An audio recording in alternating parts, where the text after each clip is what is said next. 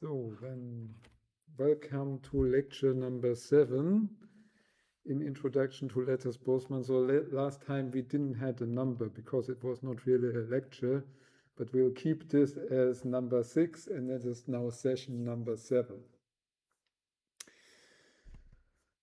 So today we talk about initial and boundary conditions, and actually one lecture, and maybe even a shorter lecture than others, are not sufficient to cover all about boundary conditions. So we'll keep it to a bare minimum here.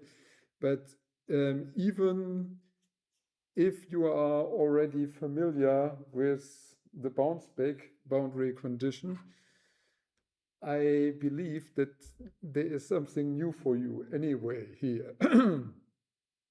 As I noticed this year on the conference, that we can still talk about simple things and people don't know because they may be actually not really well explained. So there are a few open questions in this here today, even though we talk about very simple stuff. Okay, before we come to initial and boundary conditions, very briefly, we have to think about how we actually get our data into a Lattice Boltzmann format in the first place. And for this, we have to talk about scaling of units.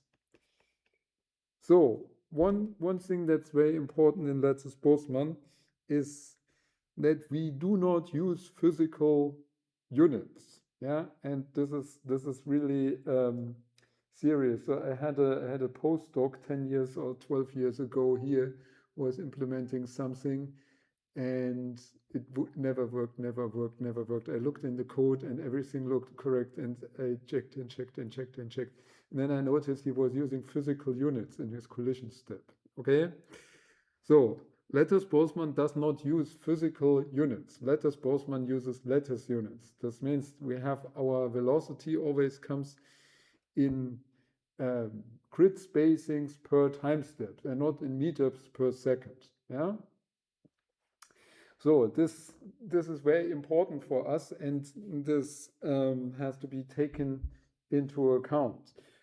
So this means we do not get the physical numbers, in meters per second or kilometers per hour or whatever into the code, but we have to translate these units, these what we call real world units, to the lattice units.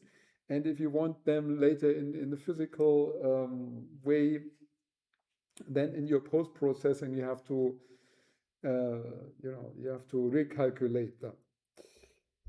So what we have usually given is that we have a delta x. So delta x for us in Lattice Boltzmann is always 1, okay? But this is physically coming in a length scale, obviously, and we have a delta t, which in Lattice Boltzmann we always assume to be 1, but this comes in seconds. So you have to translate. So you have to know what your delta x and your delta t is in meters and what it is in seconds. So as I just said, we always use dimensionless velocities.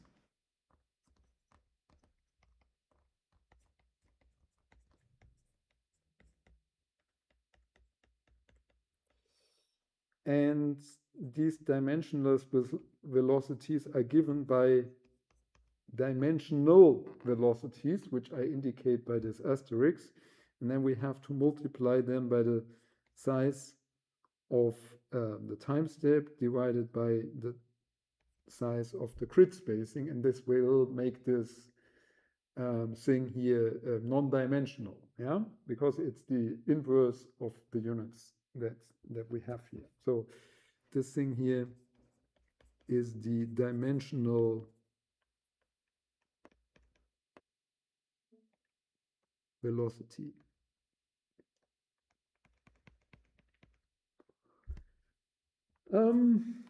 So then there are other things that have to be scaled as well. For example, we have nu. Nu is the viscosity.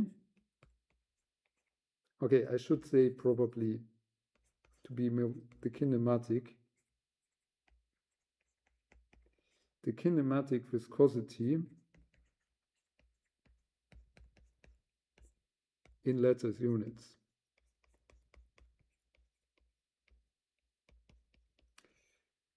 So what is the physical unit? Now this is the physical one. So what is the physical unit of kinematic viscosity? Meters squared per second. Which means we have obviously our kinematic viscosity in the Lattice-Boltzmann method can be expressed by the physical kinematic viscosity times one time step divided by the grid spacing square. Yeah. So these are pretty straightforward. Okay, maybe. Anyway, we have an example, delta x, for example, you say 1 millimeter, delta t, 1 microsecond, and you want to adjust a velocity of 0.1 meters per second, then your lattice velocity meters per second is 10 by the power of minus, what was it, 6 divided by 1 by the power of minus, what am I doing? 10 by the power of minus 3 meters. So this gives 10 by the power of minus 3 minus 4. So it's 10 by the power of minus 4 that you get. And it's a number. Yeah, it's no more units. So as I said, pretty straightforward. The one thing that is a little bit more complicated, and I believe I made some mistakes in previous lectures on this. So if you go back the old ones, I think there was something wrong there. So the pressure, we also have to set the pressure. So first of all, we cannot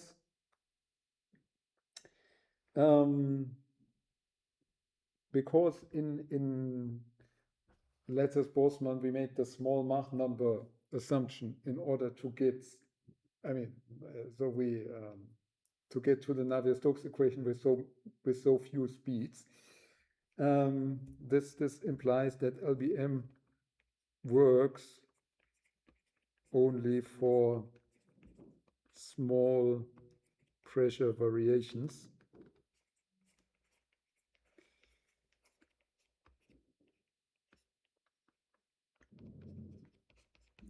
By the way, there's an important difference between the Navier-Stokes equation and the kinematic equation, because the Navier-Stokes equation has only a derivative of pressure, right? So it does not care about the actual pressure. It only cares about the variation or the gradient in pressure, actually. And so people who do fluid dynamics, who do incompressible fluid dynamics, they don't care about background pressure, because this is nothing that appears in their Navier-Stokes equation. And I often tell this stupid story from somebody who I was in an appointment committee for a professor, and there was somebody who tried to become a professor in fluid dynamics who claimed that there was this not contradiction, this paradox, yeah, that if you want to lift a plate from the ground of the ocean, you need infinite force. Yeah, so that's because this guy was a mathematician. He was not. I mean, from a there was a student in I mean, a bachelor student, I think, who immediately said, well, that's the, the water column plus the atmosphere is what you have to lift. Water column atmosphere times the surface of the plate. This is the force that you need to lift something from the ocean floor. Very, very obviously, but only to a physicist, not to a mathematician, because according to the Navier-Stokes equation, the pressure can go infinitely into negative. Yeah. So, and yes, so because we want to solve the Navier-Stokes equation, we have to get in a small range of pressure differences. The pressure actually is the second moment, but we use the the zero moment for the pressure together with the equation of states, which is the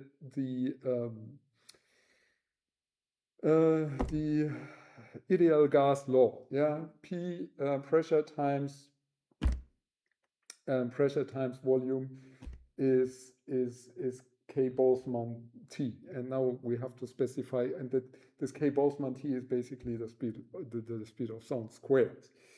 So when we deal, so we call this M00, we call this rho, and we want to express this as a difference in pressure. Yeah, we only care about the difference in pressure. Now we have to scale this, and the way we scale this is by theta. So we come to this, so we divide by theta, and a reference density, so where this is a mass density, so it's a mass per volume, and here we add also 1. Yeah, so that our population sums up to 1. Okay, no, don't write. We have to. So okay,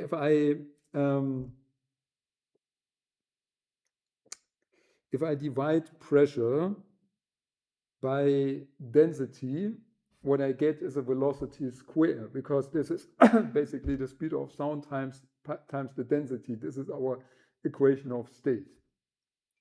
So this pressure difference, because it's velocity squared, we have to multiply by the time step squared and the grid spacing squared, and this theta is the dimensionless temperature.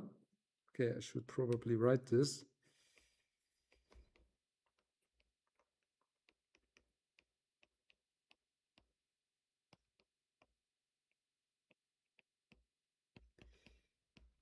And this dimensionless temperature is the speed of sound squared, just with given in lattice units. Yeah.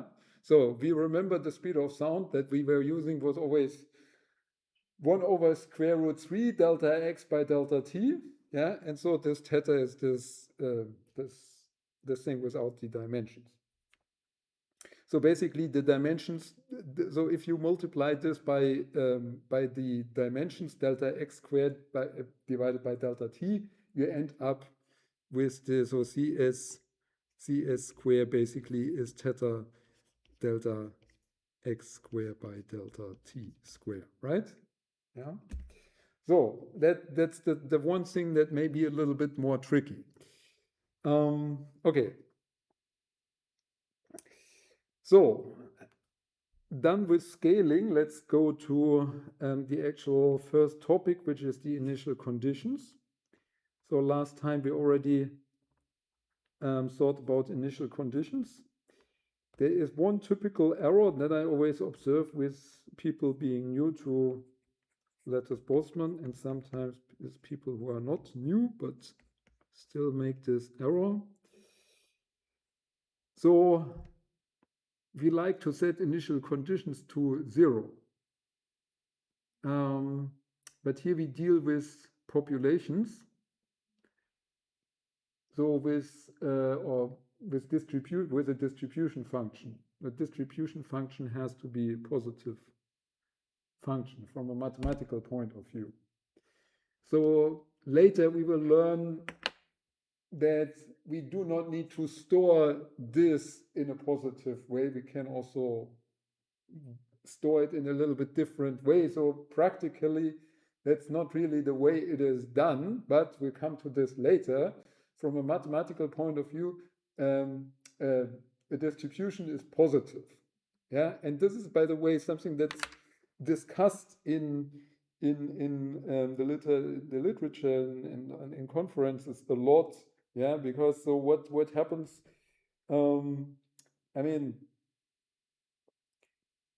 so some people claim that instability, for example, arises when the population gets negative. In reality, Lattice Boltzmann can survive negative populations for quite a long time without getting unstable. So the actual reason for instability, I think we talked about this, is actually the CFL condition. But you can turn the other way around. If the populations are always positive, that means that they would be bounded to one side. Yeah, and if a function is bounded, or if a numerical method is such that the result is bounded, then it's also stable. Yeah, so it is a sufficient condition. Positivity is a sufficient condition for stability, but not a necessary condition. And also, you also have to remind yourself, something being stable does not mean it is correct. It can be absolutely, you could say this is completely crashed. Yeah, it has nothing physical anymore, but it's still stable. Yeah, that's also possible. Okay, so this is the one mistake. So okay, I'm always talking in the negative here. Yeah. Yes. So what must be clear is that initial conditions are required for all moments if you start with moments, but usually what we have is populations.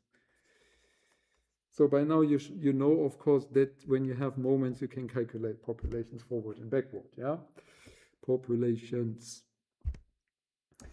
So this is, of course, different from the Navier-Stokes equation, because in the Navier-Stokes equation, you only have to have the things that you call primitive variables.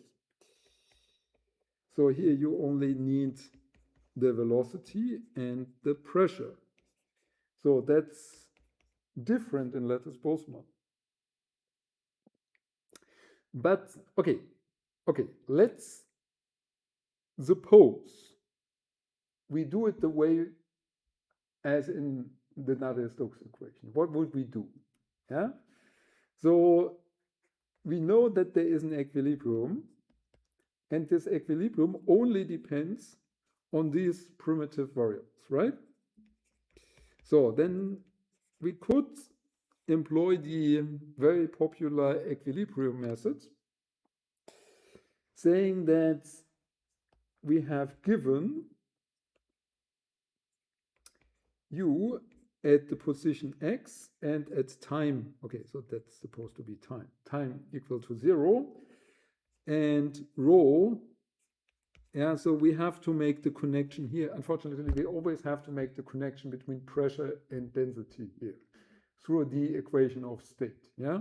So suppose we have these things at the initial condition.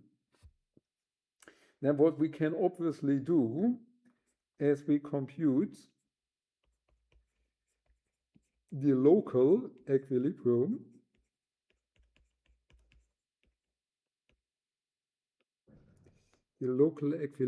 Fij of u and rho from Maxwell, from the Maxwell distribution, or actually from the Maxwell moments. So this is something that last week we did with Mathematica, right? So, okay, that's how 99% of people do this. Why are we doing this? Obviously, so positive, because it works. Yeah. So you do things because it works. The second thing is you do it because it is simple. I mean, is there a reason why we don't do this? Or why is there anything negative about it? Any ideas?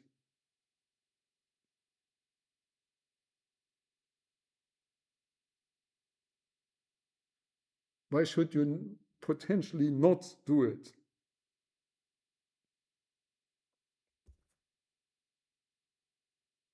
So what could go wrong?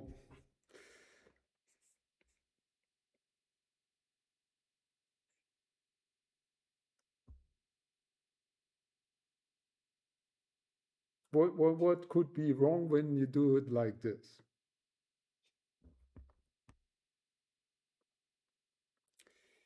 Well, it's not consistent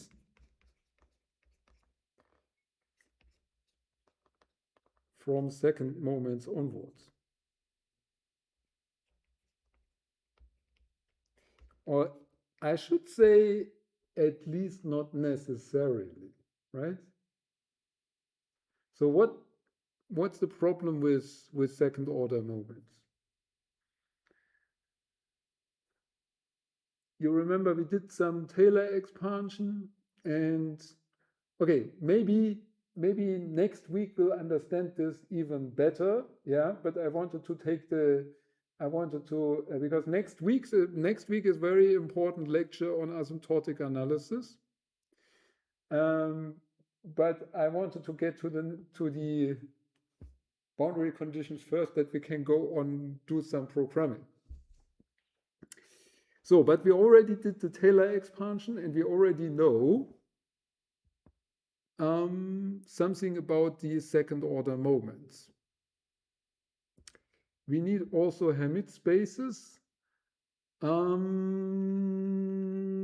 Hermite space would be given from the Maxwell moment, so from the Maxwell distribution. Yeah, that basically would cover this. So the problem with this is that we are not in equilibrium, yeah, and the second order moments, they also have the gradients of the velocity in them. You remember that? It was in the Taylor expansion that we did. The second moments, yeah, second moment, equilibrium and non-equilibrium. And in the non-equilibrium, we had some fluxes, momentum fluxes. So gradients of velocity were in there. So when the velocities have gradients, then the second order moments are not in equilibrium. And that would make these things inconsistent. So okay, I often read this, something blah, blah, blah, blah, blah is consistent, blah, blah, blah, blah, blah is consistent. So why do we bother being inconsistent or consistent? Actually, we don't really bother that much if something is inconsistent or not. What we bother is what is the result of this. So what is implied by this? So what is implied when you have the wrong second order moments in the beginning is that you get a wrong dissipation.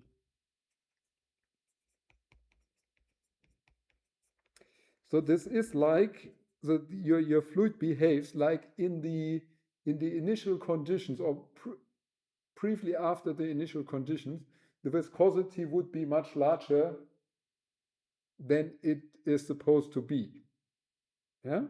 So you suddenly have very, very strong viscosity at the start of the simulation. So the good news is that this problem decays exponentially in time. So it's pretty fast, it's pretty quickly gone. Yeah. And this is also the reason why mostly we don't care, because we care about this only if this is really something where we want to start from a specific initial condition and want to see how this specific initial condition will evolve in time. So suppose you do the thing that is mostly done with Lattice Boltzmann. You want to calculate the track coefficient of a body, like in your homework, or what is done by the automotive industry all the time. So they have a car, they want to calculate the track, the force acting on this body. So then this will not be correct when after you started anyway. So what you do, you don't care about your initial condition as long as they don't cause instability or other problems. So you actually start with non-physical initial conditions and you run the simulation long enough until they have recovered steady state or something, or physical meaningful state. So usually, in most cases, we do not care about wrong initial conditions, and when we do not need to care about wrong initial conditions, it's common to set wrong initial conditions. Yeah. But if your problem is of that kind that you need accurate initial conditions, then you have to be wary of this problem. So suppose you want to do it correctly, then you have to set the second moment non-equilibrium initialization.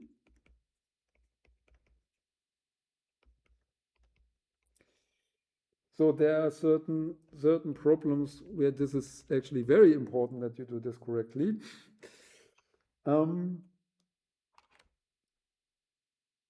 So, okay, what do we know about our limits here? So the Navier-Stokes equation limit, so the limit in which we solve the Navier-Stokes equation, requires second order moments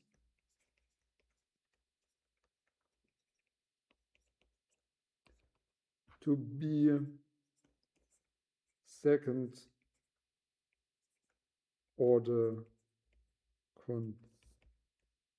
how do we write consistent? I'm so stupid. Consistent in a measure epsilon that we identify with delta x. So yeah, basically in delta x. So this is a nomenclature that we'll use a lot next week. Yeah, we come to this back, but now just think this is delta x. We need third order moments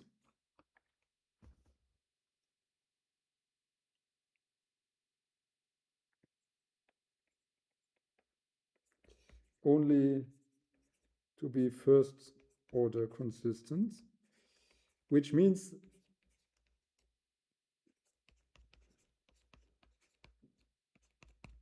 we get along. I mean, it is permissible for us to set the third order moments only to their equilibrium. Yeah, so this is what we already learned from the Taylor expansion. So now our moments. So I think we have done this. So the overbar moment is the same thing as the overbar f. Yeah. So that's to sufficient accuracy now supposed to be M20 equilibrium. minus, and here we get this thing that comes by the name of ion correction. And here we get 2/3 dxu, and this also together with rho. Yeah, we come. So we have already roughly derived this, but we'll come to this in more detail next week. And this MAB overbar is again the average between the pre-collision and the post-collision state. So more accurately, so there is this. So this is not what we want. We want to have the pre-collision state, and these two states. So this here distributes like this. So there is the post-collision state, and the post-collision state is the equilibrium minus 1 over omega minus 1, and here comes this 2/3 dxu times rho, and the pre-collision. Okay, I should say it's not accurate. It's only to second order, right?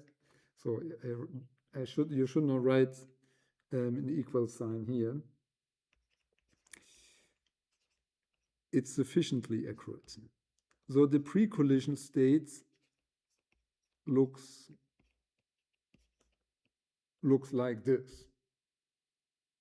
And if you sum them to the two and you divide by 2, you see that you get actually this ion correction here. So this means that okay, I should probably write the other one too. 0 2 equilibrium minus 1 over omega minus 1/2 2/3 dyv rho, and for the third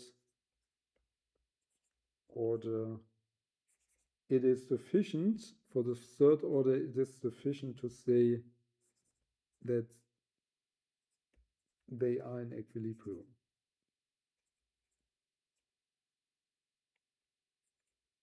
Because they don't need to be more accurate than that for our purpose, okay? So, what that means, if you set the initial condition for pre-collision, then you would have to look for these 3 moments in pre-collision state, M20 equilibrium. This is what I just wrote. It's 1 over omega rho, and here, no, 2/3 dxu. So what you can do, if you know, I mean, if you set, or when you set your initial conditions, so you should know your behavior of your initial condition so you can compute this derivative. If you don't have a functional way of computing this, you can use finite difference to compute it locally, yeah, and set it accordingly, okay? And the same goes for M02 equilibrium minus 1 over omega rho 2/3 dyv. Okay, M11. So you dictate. What is M11? M11 equilibrium minus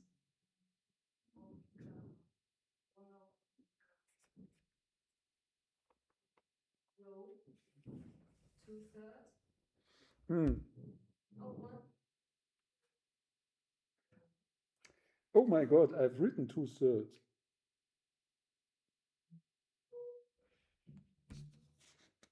I have 2/3 written here. That's not good. Okay, it's 1/3. Okay, you have to. Okay, yes. So how is it going on?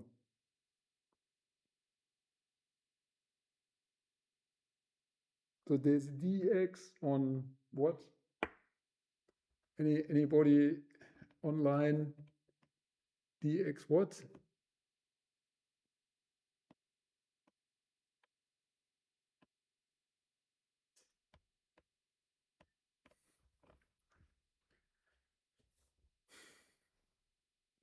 Think about symmetry.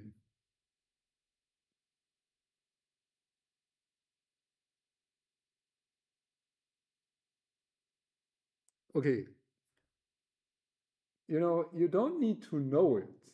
Just guess it. What makes sense? Does it make sense that we have dxu? No. So what could it be? dxv. So now, would it make sense that we have only dxv? Okay, plus.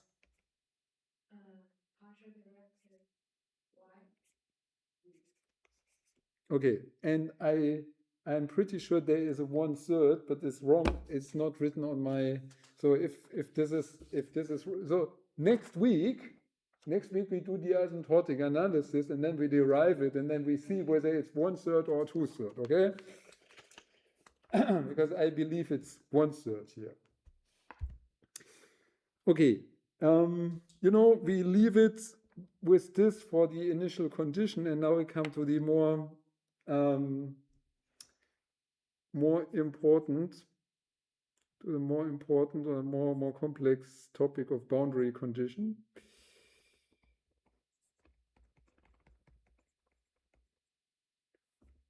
Boundary conditions. So first thing is whatever you learned in CFD is not useful for us as always. I'm so sorry. So the Navier-Stokes boundary condition, do we have, is this directly blah blah blah?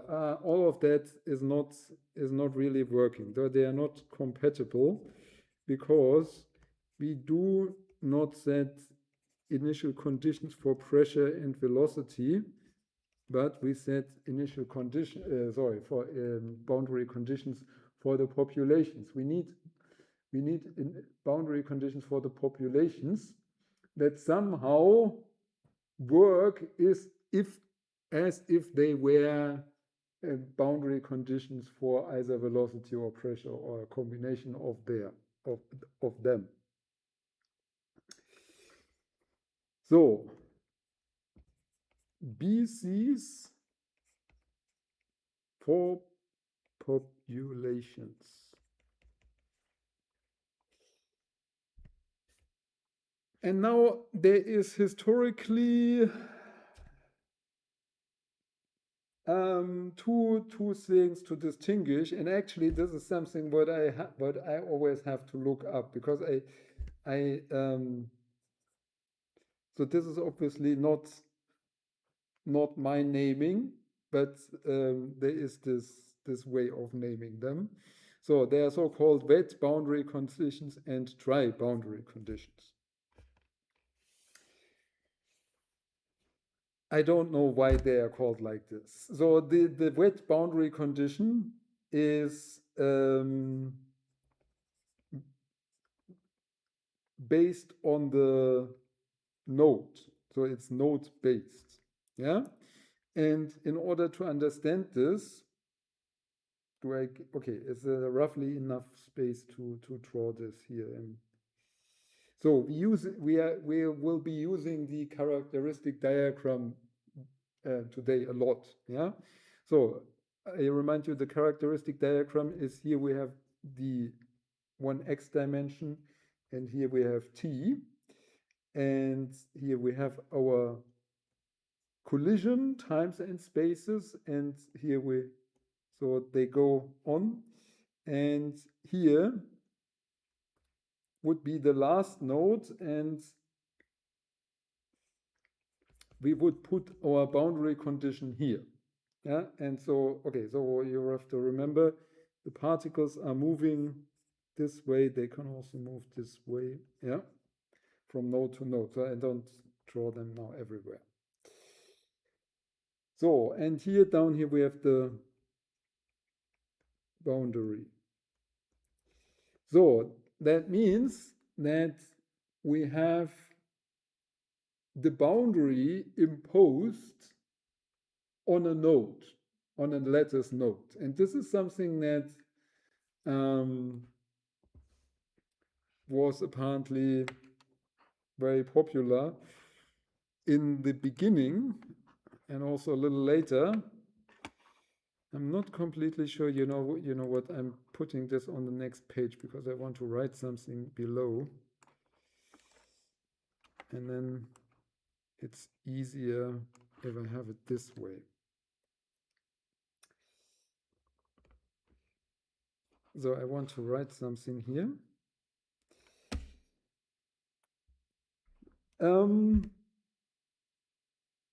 The thing is, okay, so I would say potentially if you, this makes sense in the beginning, yeah?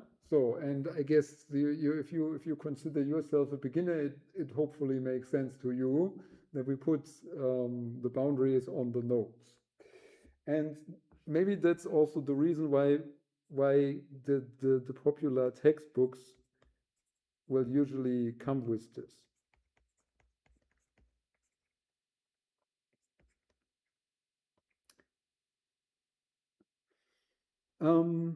So in practice, they are not very common, these boundary conditions, mostly because they are not very stable.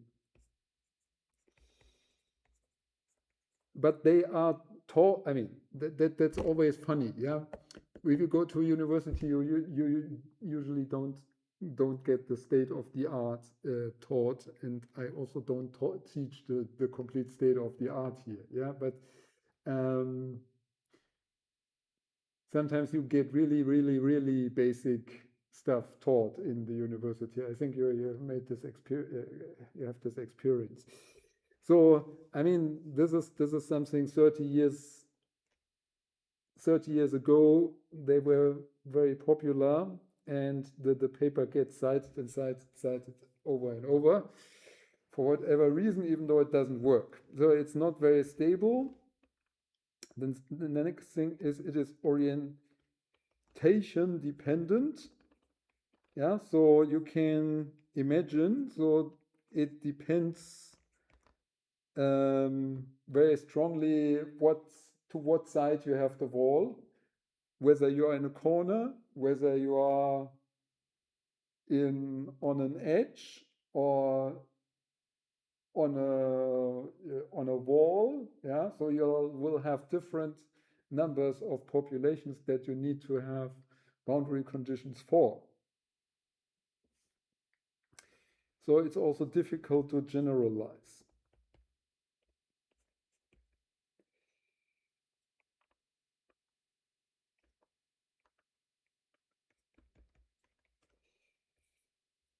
I was wondering, I'm actually not mentioning. So what you, okay, there is oh,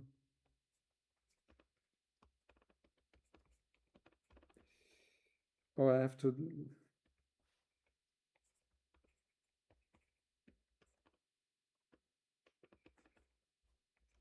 I think it's so. Sue and her have derived this so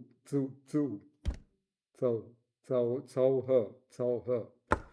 Okay, they are usually called in the not so, yeah, Su He, but it's it's Cao He or something like that.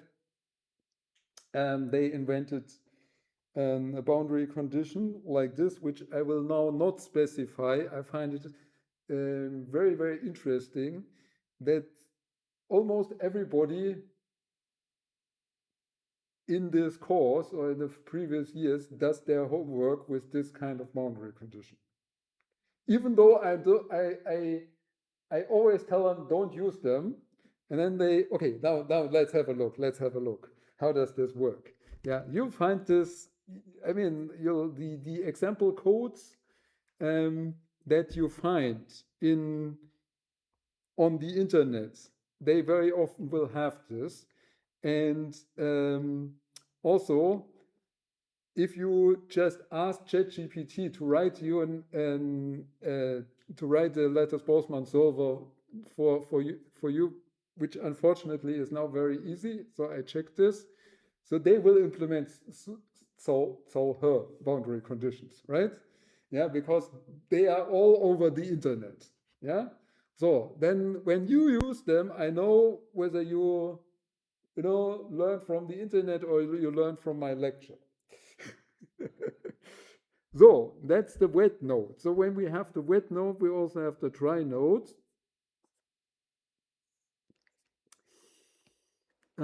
X and T and point. And since you are here joining, of course, one of the most advanced Lattice Boltzmann lectures on this planet, yeah, you should already be aware from just using this diagram that we locate our populations actually in between the nodes. And so this dry node puts the wall here in between. And in this, we say there is one population leaving. And this population leaving we call Fi, just to give it a direction. And then there is another population entering, which we call Fi over bar, so the one that goes the other direction. Yeah. So what now the challenge is we need to get the one that is coming in.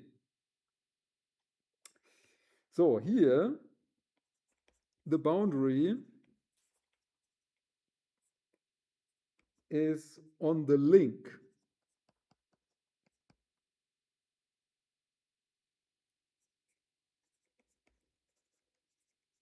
between two nodes. Okay, now the next question is, what does this mean? Is it in the middle? Well, it is in between, yeah? That's for sure. We actually call this, I never know how whether half is written halfway. Okay, so it's written it's called halfway. It's called halfway. Even though there are people in this world who are tearing off your head if they hear this word. So it's somewhere in between. It's for several reasons, it's not completely, not necessarily very accurately exactly in the middle. But that's, a topic of higher order, say, yeah? So it's pretty close to the middle, actually. And with this halfway, we can now build something very simple we call bounce back, where we say that the population that comes from the wall, so say this here is the position xn. So now xn that comes in here in the next time step is the thing that went out, so this was the post-collision state, in the other direction, so the one that went out from xn in the previous time step. So what would this thing do? So, I mean, very simple. You have the wall, something hits the wall and just comes back. Yeah? So that's called bounce back. So what bounce back does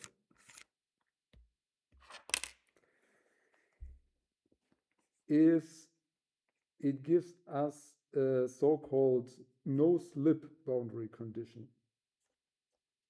What is happening here? Sorry, that was not my intention.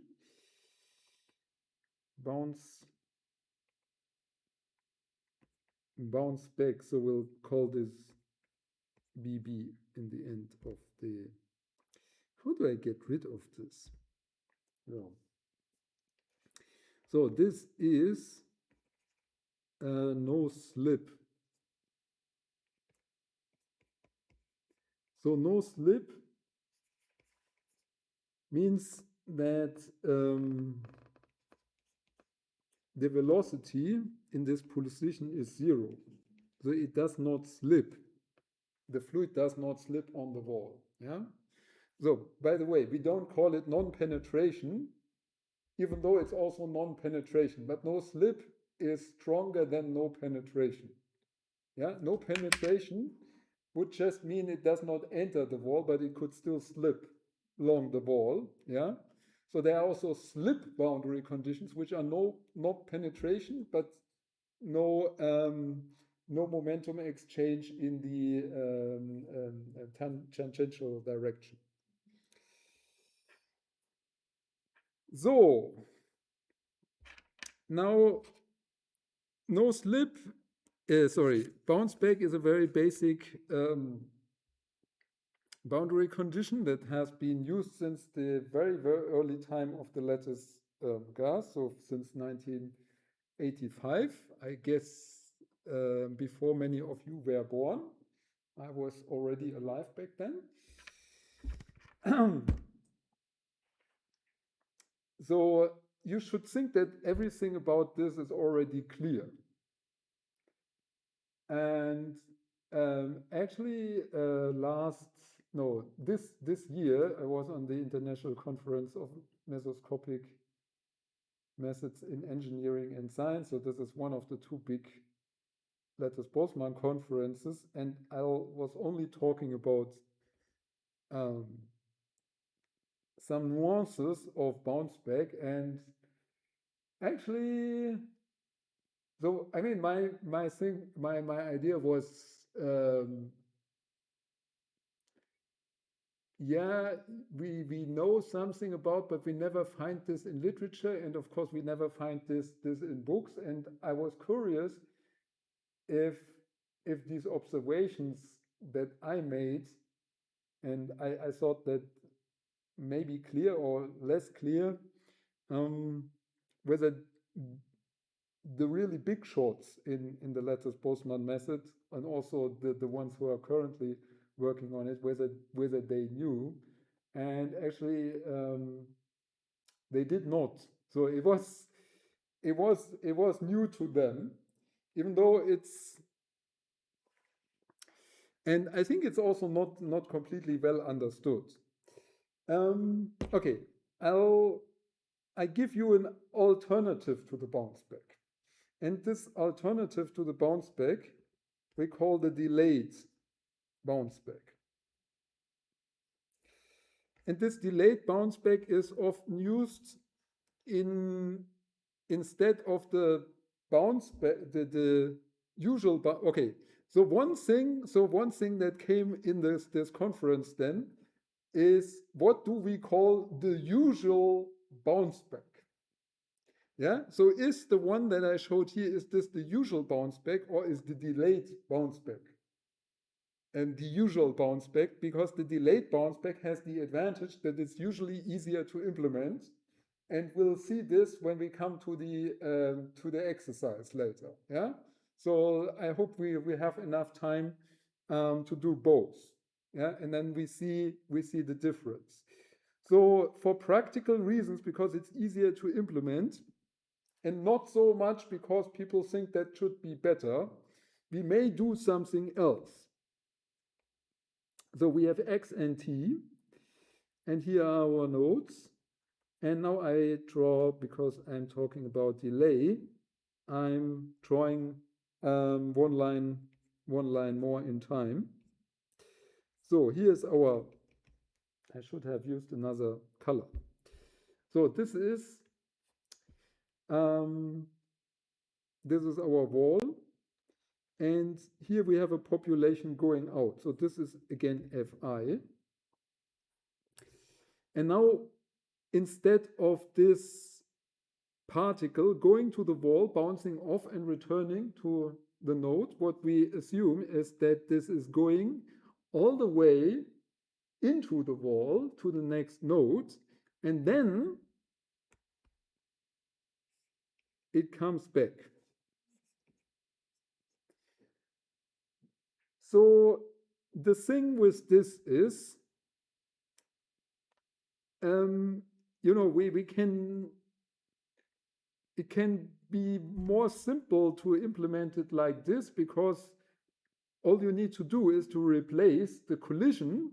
Yeah, so the particle comes in here and goes out like this. So all you need to do is replace the collision at this point by this bounce back routine.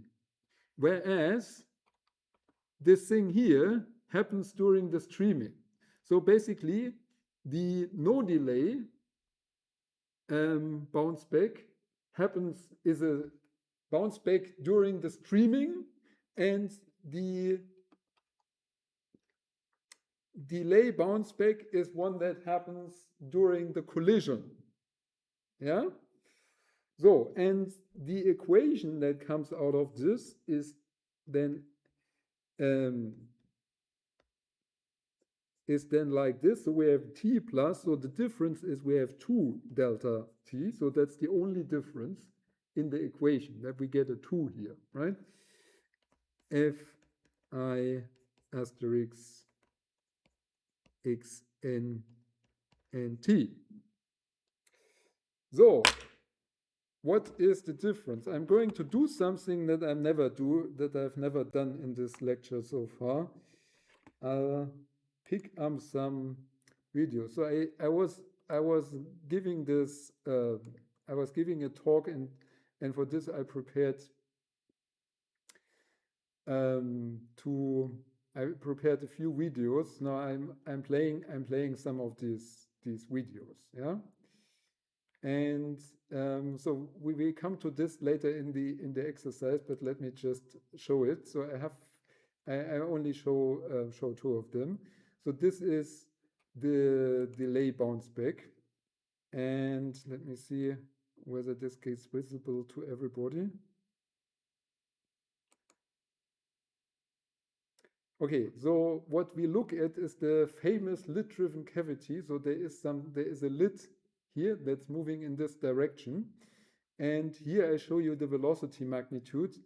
And here I show you some of the second order moments, which you remember are related to the gradients in velocity.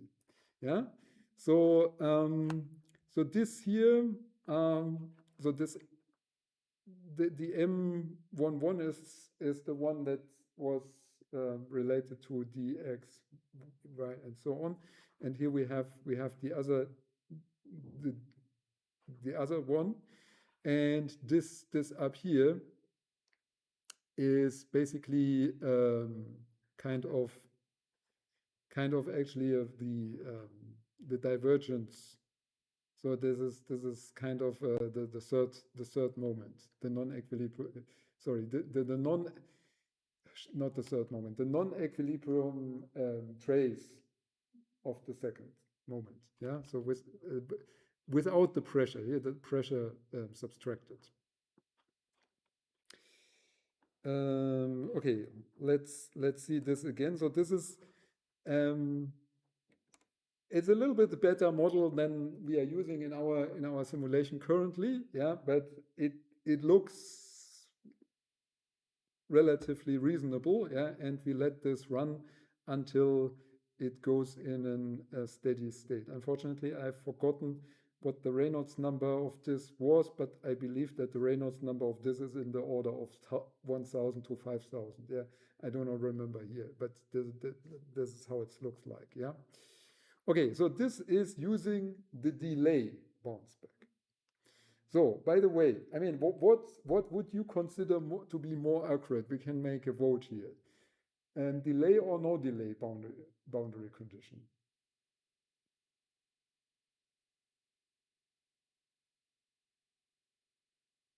So who thinks that delay is more physical?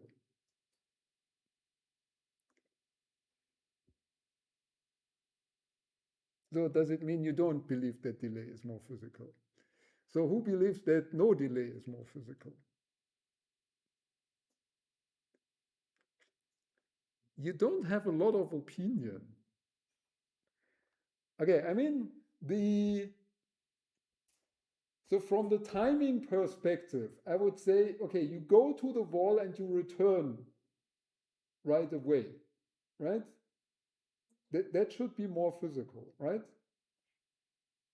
So no delay, yeah? Returning at, you're going, the wall is halfway in between, so there is no difference, yeah? This delay makes no difference for where the wall is, yeah? So that should be, from an acoustic point of view, that should be more accurate. Now let's just look at the no delay. So the supposedly correct one. And I've chosen a case here that actually works. So that does not crash. Yeah, because we cannot learn a lot from crashes. Yeah, but if you look very so you may have seen some oscillations here that are gone. And actually what we have in the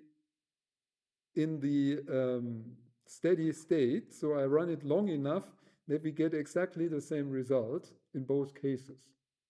So both cases give us exactly the same result after waiting long enough. Yeah. So, but if we start this again, the no delay bounce back, you will see that the second moments come with a lot of oscillations, in particular that one.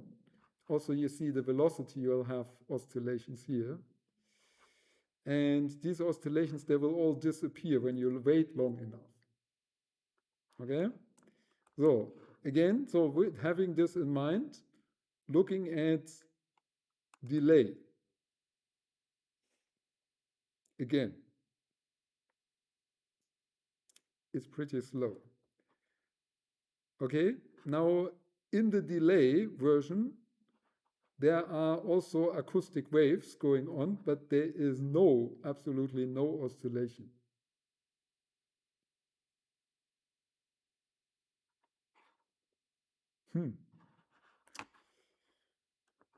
Okay, so, and this is essentially, I mean, this is something that people who work with Lattice Boltzmann in practice may or may not know.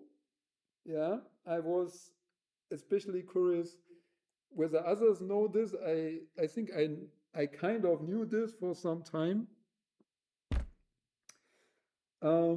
But it's not, this is a thing that's not actually well investigated. And I would be lying if I told you that I can give you a very good explanation for this. So there are some explanations for this, but there are no very good explanations for this. Yeah, I think if you do a von Neumann analysis, you will see that there is a difference in this very high frequency mode. Yeah. Okay, so this is if you you guys want to sit together and write a paper together, yeah, do a von Neumann analysis on the delay bounce back, no delay bounce back, and show that the one is stable and the other one is unstable. This paper has not been written, so you can't do this, okay? And add this to your PhD thesis. Okay, so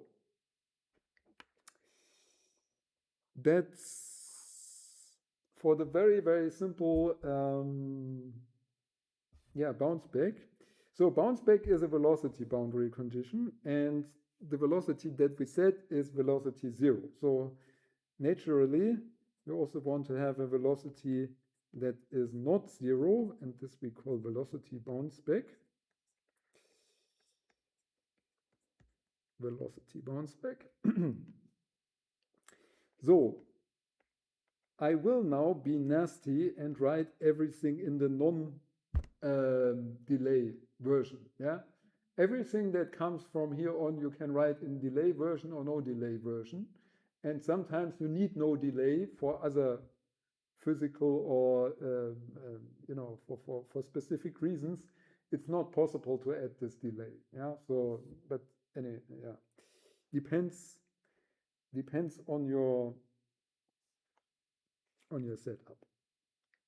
So I'll write it in no delay. Fi. So what happens? So you do the usual bounce back, and in addition to the bounce back, you add twice the negative velocity of the one that's going in times the weight, and the weight is 1 over the speed of sound squared times the lattice weights. The lattice weights is their value at equilibrium and with velocity 0, and actually that would be the weight times the velocity, because this is now what's coming here, BC. So this is the velocity of the boundary, and EI is the unit vector in the direction of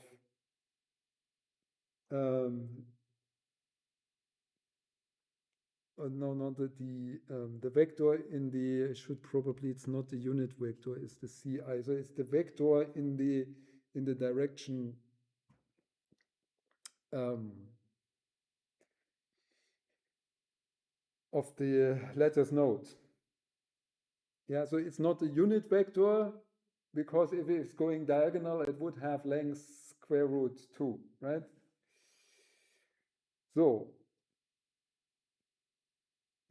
basically what this means is that the difference between this outgoing and the incoming would be 2 theta minus 1 the weight EI, C, let's just say CI vector times the boundary condition velocity.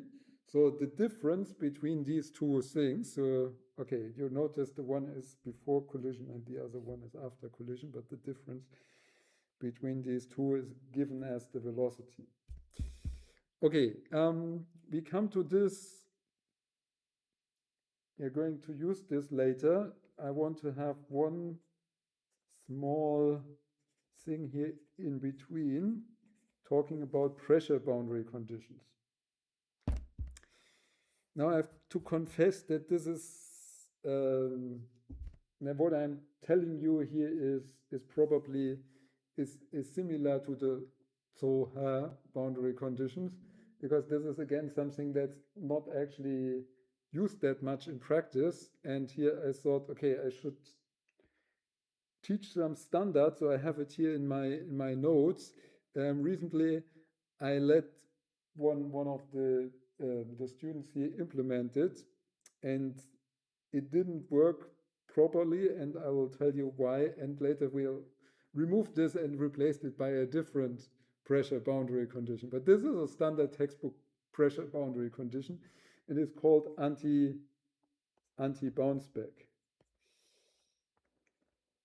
You see why this is not why this may. So there are other possibilities.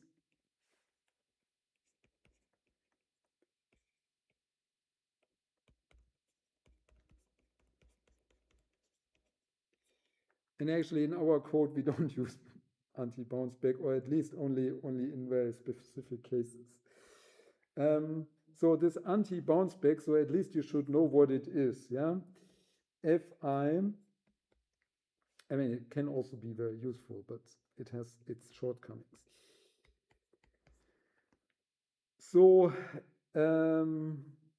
we want to have the incoming population again, and what makes this, so we'll have again the one that goes out, and now what makes this anti-bounce back is that I put a minus in front of this. So if I put a minus in front of this, I obviously, and the population and the distribution is a positive function, as we said, yeah. So that would be negative. So that's not possible. So what I have to do now is I have to add the equilibrium twice, and here I have to add the velocity at the boundary and the density at the boundary. So I have to know both in order to write this equilibrium. And I actually have to add the one for the other direction on top of this. So if we set the pressure boundary condition,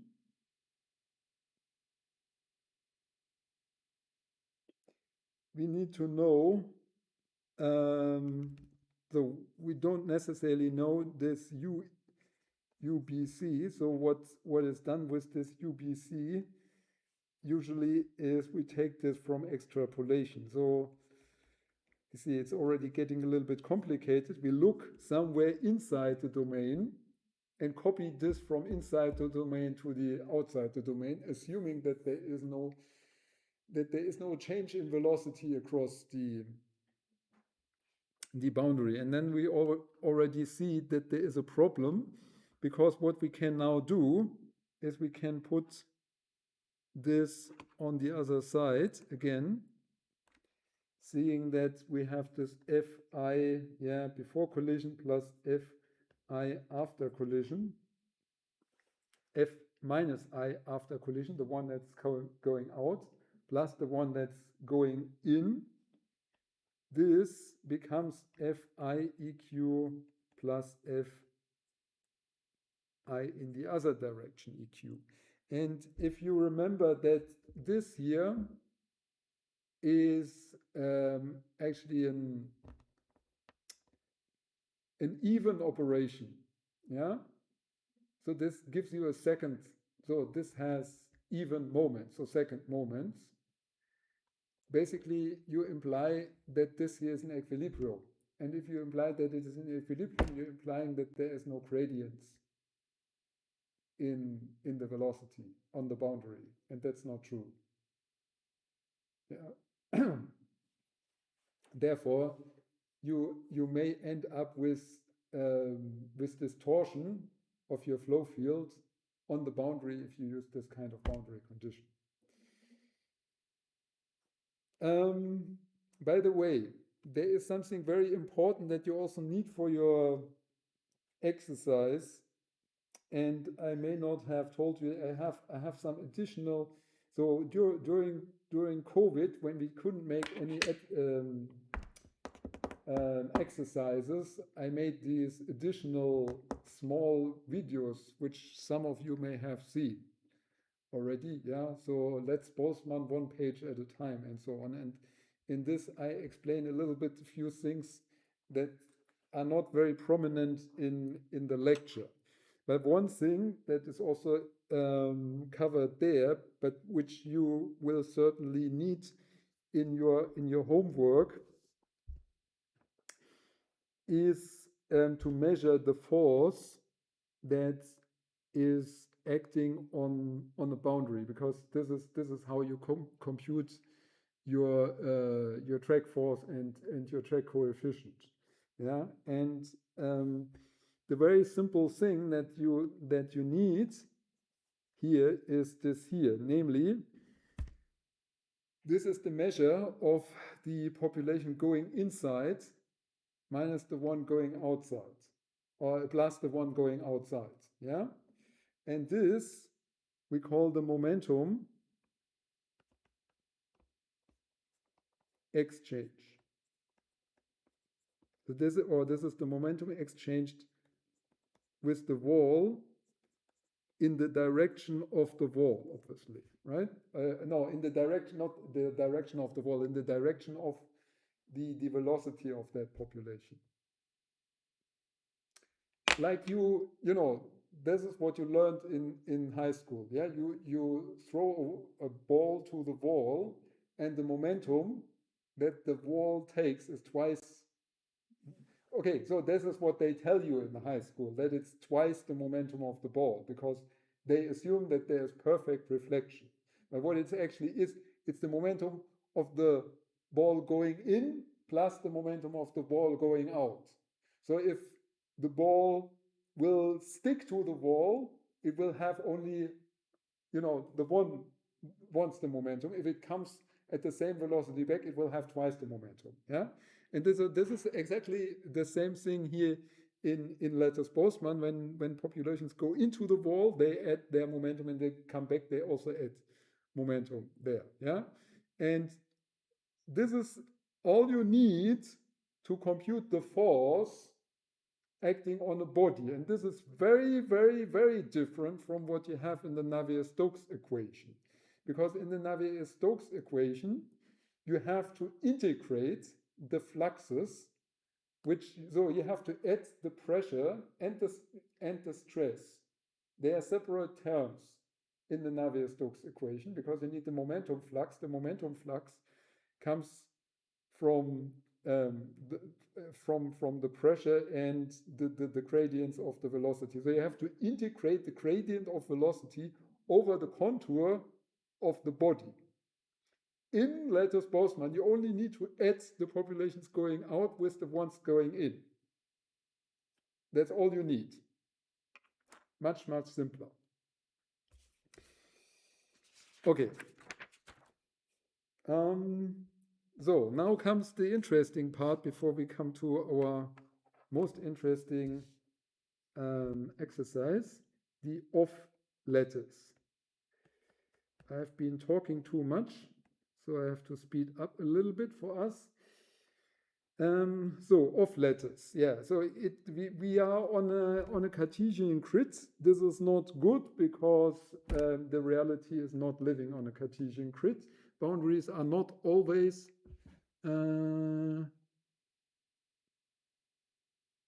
oh, sorry, I've not looked, I've not seen what you wrote, but if we are looking at the intermediate time step, no delay is more feasible. Yeah, okay, we I think we'll came too far now of this. Let's go to the off lattice boundary conditions.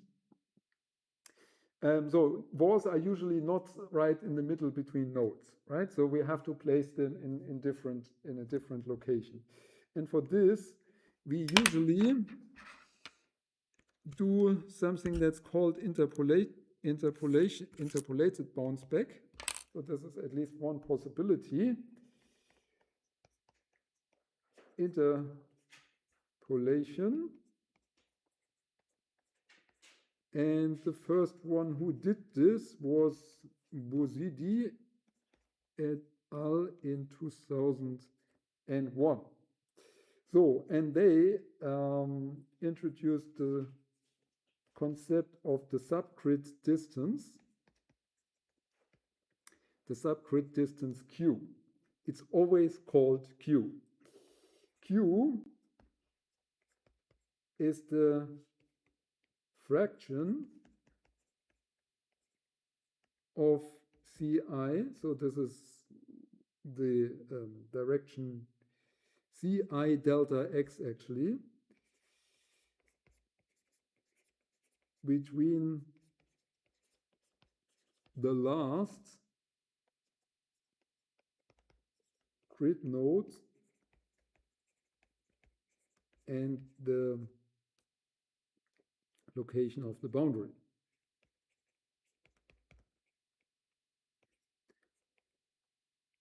So it is a number between 0 and 1. Saying with 0 we are on the last grid node, and with 1 we would be on the next boundary is on the next grid node. So what Bozidi is also, we don't have anybody telling me now how this is correctly pronounced. So Bozidi distinguished between two cases.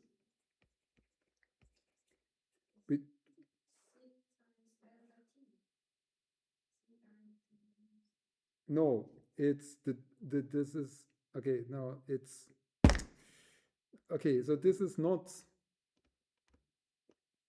CI is supposed to just be the direction, sorry. Yeah, I just wanted to not write E. On my notes I have E, but I noticed that when I write E, I would indicate that this has unit length, and this doesn't have unit length necessarily, yeah? So, but otherwise it's just a vector in this direction without any units. Thank you for your question.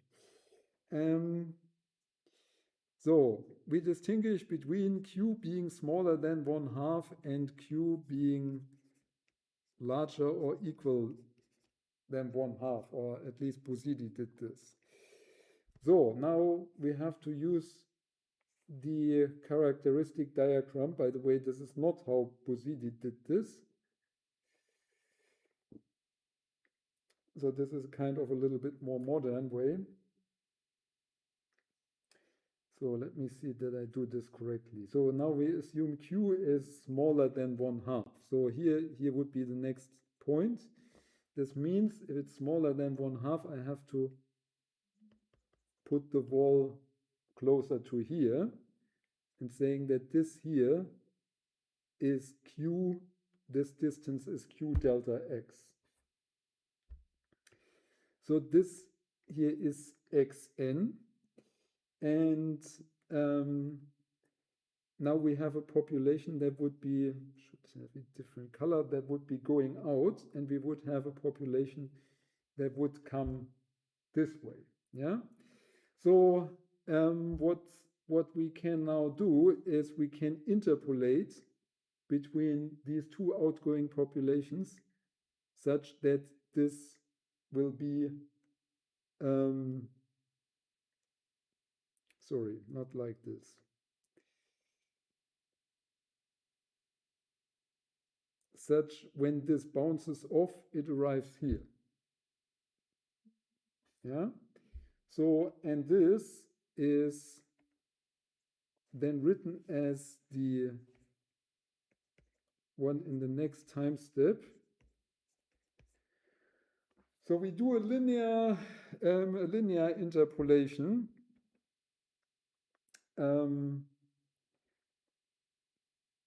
Between this, so the distance that is covered here is, because it's going in 1Q and out 1Q, so it's 2Q, it's 2QFI, the one, so it's the, what is this?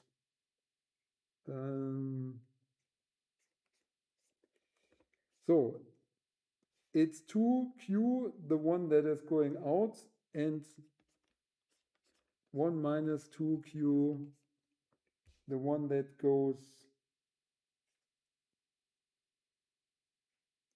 so the one, no, not plus, no. So this is supposed to go on here, Fi after collision Xn minus delta X, say EI, yeah, so the direction, or CI, if you will, T. So this is the one linear interpolation, and the other linear interpolation, or I'm running out of time here. The other one is Q larger or equal to 1/2 T. Okay, I've not written T and X. What? This is X and this is T. So say we have the node here. Now the situation is that the wall is actually further away. So then this concept that we have been using does not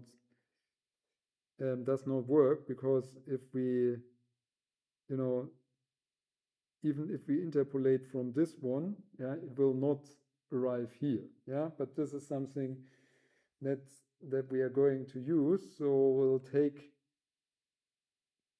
the one here and see where it arrives, and we see it does not arrive here, right?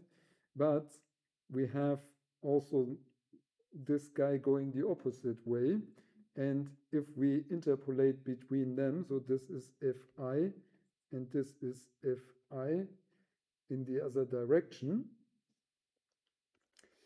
we can interpolate in a different way if I x n t plus delta t. And by the way, you can always add 2 delta t here to make it delayed. Yeah?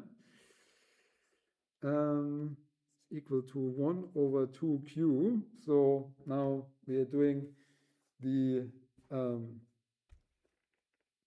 interpolation like this: Fi asterisk xn t plus 2q minus 1 divided by 2q Fi asterisk xn and t. So what I should potentially say, so this distance here, you see, because this distance here is 2q minus 1, this distance, delta x. So we interpolate, so the whole distance is 2q minus 1 plus this 1 here. So that we have the interpolation between 2q. Okay, so that's actually not the one that I wanted to teach you. I just want to, for historical reasons, and this is not a good, I mean, this is not a bad boundary condition. It's very useful. It has one disadvantage, and the disadvantage is that the q is smaller than 1/2 case requires a neighboring node. And that's always a problem for efficiency. Yeah. First of all, it's a problem for efficiency. And the second thing is, if you are in a corner, you may not have your neighboring node. So, and therefore, people have been thinking about different ways of using one-point interpolation boundary conditions where you use only 1 point. Yeah, and there are a few different ways of doing this, and I will show you the one we are using in our code, or something. No, that's not completely true. Something very similar to this. The one-point interpolation bounds back.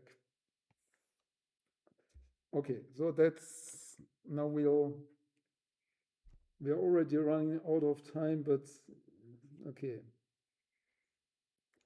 Let me see whether you will stay here or not. Yeah. Okay, x and t. So this Bosidi boundary condition is using interpolation. So if you think about where did we interpolate, we only interpolate here in space. So this is only interpolating here in space. And the other one is only interpolating here in space. Yeah, so we interpolate only in space. However, we are in this characteristic diagram where we have 2 dimensions, space and time. And in this boundary condition here, what we are going to do is we interpolate in space and time. At least this is the idea. So we have only one version of this, so we don't care where the wall is. So let's just put it here.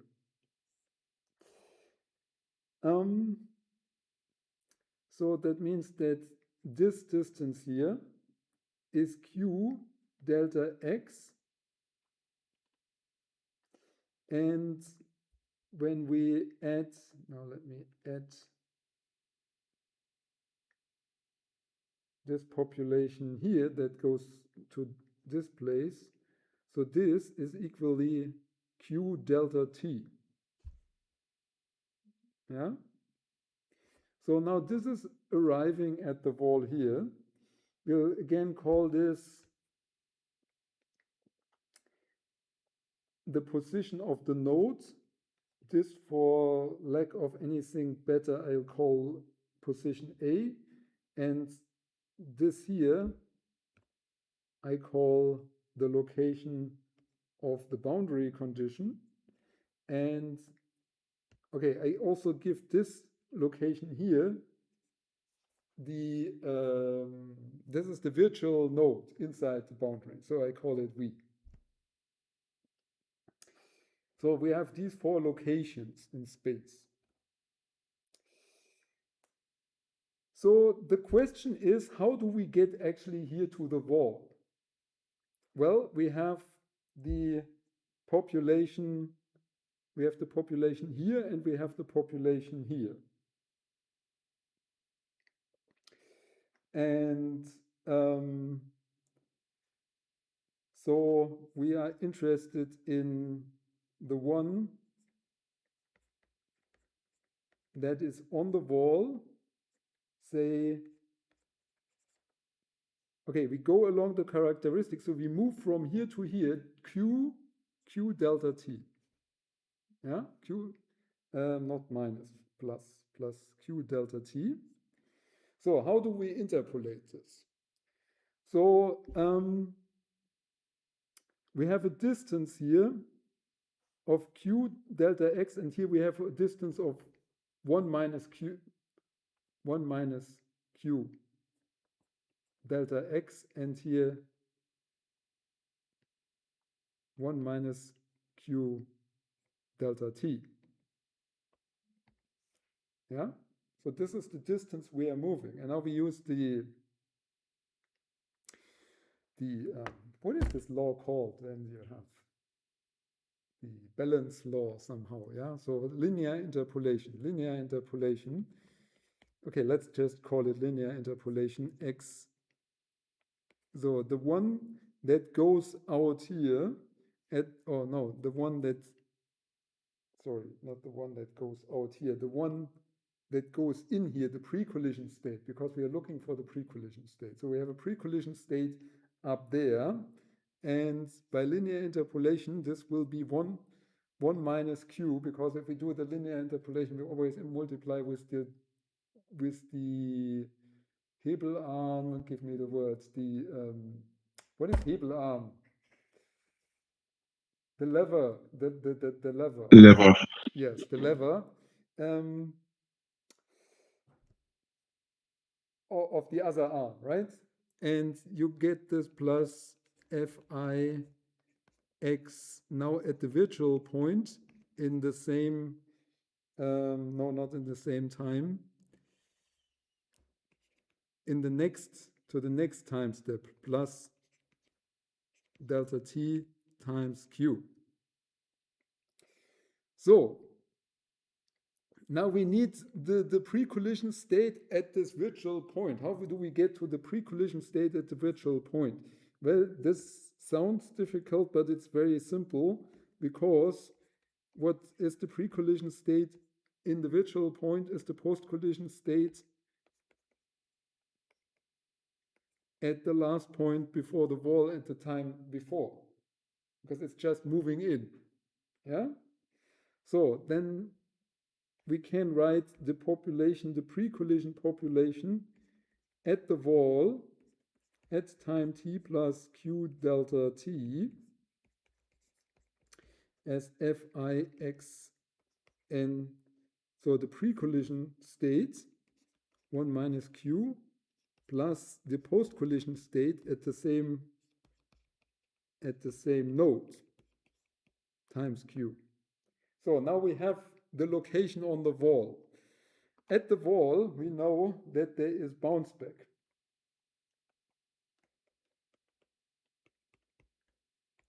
Bounce back on the wall, which means that the population going opposite. Yeah, so I mean, this is a mirror. Velocity is 0. So what goes one way goes the other way. Yeah, basically it means the population or the distribution is symmetric at this point. Yeah, So then the one going the other way is x at the boundary, and t plus q delta t is fi xn t 1 minus q plus fi after collision xn and t times q. Next page. So we want to have, so okay, I still need this picture. We want to have the population at this position here. Yeah, what we have is the population that goes in the other way to the neighbor here. And now what we are going to do is we interpolate between this point and this point to go to this point where we are in the right position in space. Yeah, so we do the interpolation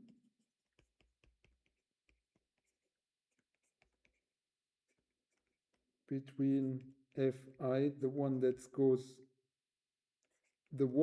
is the pre-collision state, so without asterisks, at the neighbor xa, t at time t plus delta t, and fi, so also in the opposite direction at the boundary at t plus q delta t. So the complete distance between the two is 1 plus q, right? So this is the distance between this point and this point. So we have then fi xn and t plus, okay, keep this here empty because this comes from out of the interpolation. Yeah. So q, so this is the lever from the other side. So the entire distance is q plus 1, right? So then we divide by q plus 1. Q times fi at this neighbor, t plus delta t, plus 1, so this is the other one, q plus 1, fi bar at xbt, a boundary condition, and t plus delta t cube. So what does this mean for the time? So the time is q times delta t divided by q plus 1 for this here, plus 1 over q plus 1 times delta t q. So we see there's a q coming from there. So there is basically 2q, q plus 1 delta t. That's the time where we arrive. So, and now this thing here, so this we just calculated, and this is the pre-collision state at the neighbor that in the opposite direction. So this is the post-collision state at the node where we set the boundary condition, such that we can write the thing like this: fi xn and t plus 2q delta t. So if we plug everything that we calculated into this, we get q by q plus 1. Let me see that I do not. So this is the post-collision state, xn and t plus. So now we have to plug in what we calculated before for this here. Yeah. So this is Okay, I'm taking the liberty to look at my notes and hope that this is correct. So we'll have 1 minus, you see, we have 1 minus q, yeah, and we multiply this by 1 over q plus 1. So this gives us 1 minus q divided by 1 plus q. For the pre-collision state, and here the post-collision state, xn t, which we multiply by q, giving us q divided by q plus 1. So, and now one thing is now important. Now you see, this is not at the correct time. And now think about the delay bounce back, where we simply exchange 1 time step with 2 time step. And the thing is, we see this is not so important because of something that we call diffusive scaling. So the time needs to be less accurate than the space.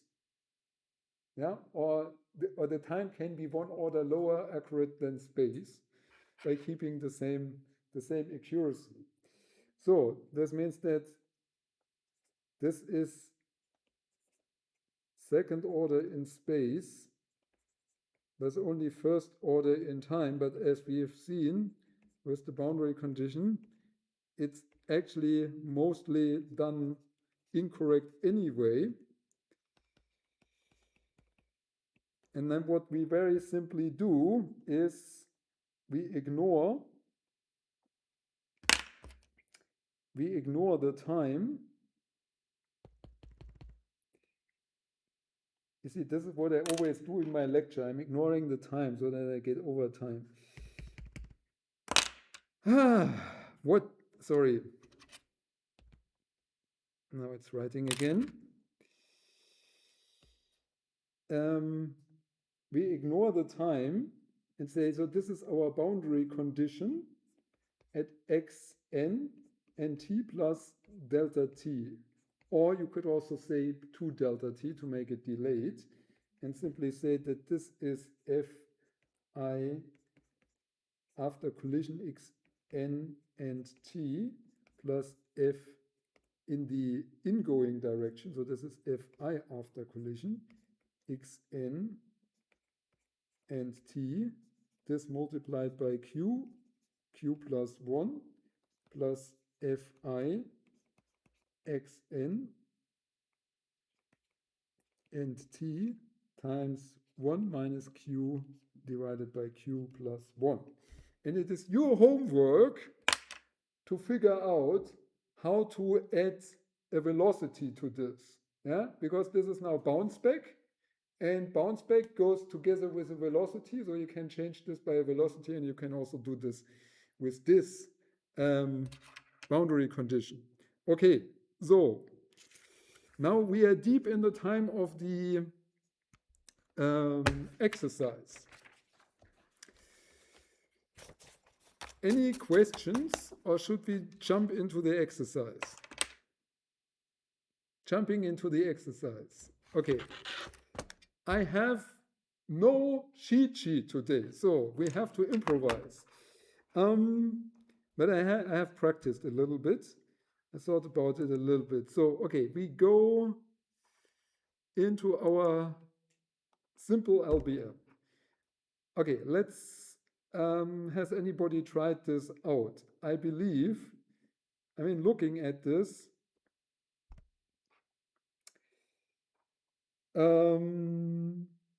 so, okay, you remember this is our C++ code. This is the run.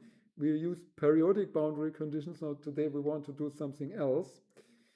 So we did the periodic boundary condition. We leave one row and one column outside on both sides outside, and then we copy populations from one side to the other. And then we also do this for the corners. And I believe this is wrong. You know, it should be like this. So we are arriving, so inside -2, yeah, and the -1 doesn't make sense here. Okay, are you following? So then we want to have boundary conditions now, yeah? And so in order to have boundary conditions, we have to specify where we want to have these boundary conditions. And for this, I believe we need a new field. Let me see, where do we define our fields? Here, we define our fields. Okay, we introduce a new field. We introduce a new field, and this field will be an indicator. So instead of using a float, we are using an int, and say this will give us the geometry that we want to. So it's a geometry indicator. Okay, so we have this new field here. Then we have to, apparently we have to initialize it. Okay, so then we initialize it in the constructor, where we initialize everything else. So say sick, we call this thing geo.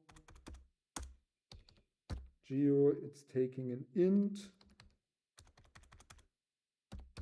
Taking int, and say we started with 0. Okay, now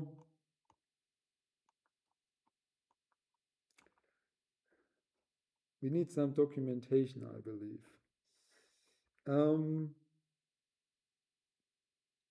So suppose this is our geo. So we'll have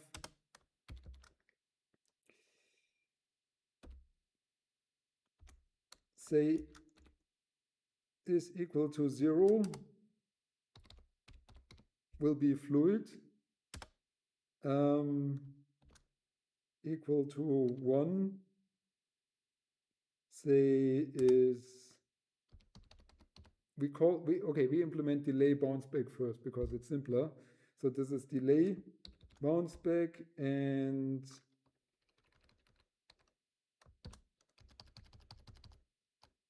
now we can add anything, yeah, equal to no delay bounce back, something like this. So we could also have pressure, but then we don't do this. We don't do pressure today. So then we also have to. Okay, now let me see. We have set this. Wait.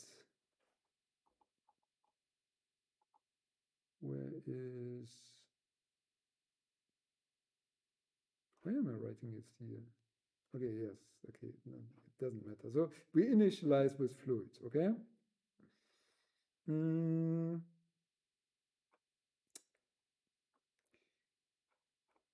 I noticed one thing that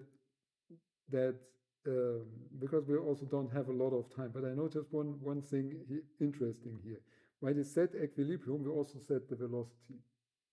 Yeah, and this velocity, because it will not be updated for okay. So this we can use the velocity as the velocity that we want to set, and then we use velocity bounce back for everything. So and then we set velocity to 0 for the cases where we don't want to have a different velocity. So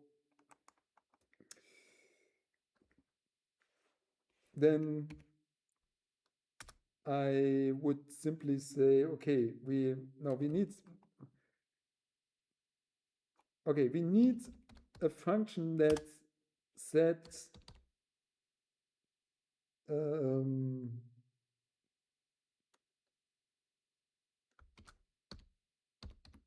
say delay bounce back, yeah, takes an int x and an int y, and all that's going to do is to set geo x and y to 1.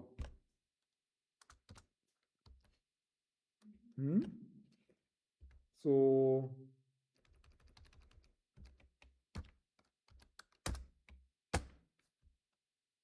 we do this for no delay. Oops. And set it to 2. And if we want to, okay, I don't know whether this is necessary, but suppose we want to set it to fluid, can also set it to fluid.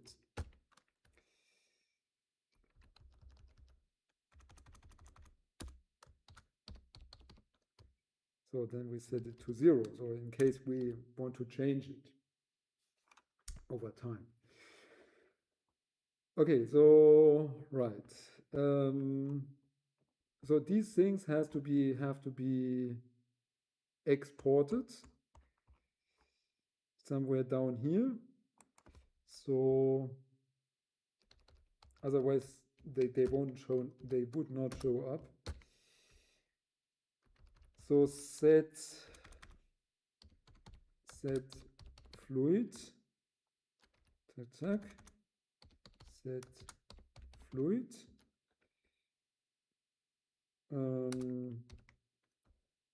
What was the next one? Set delay bounce back.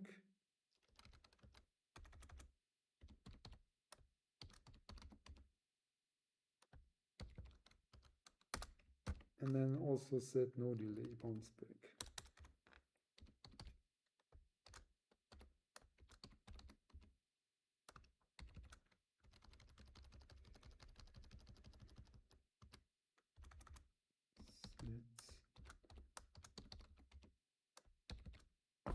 Okay, everybody following. So far, so I mean, only infrastructure so far.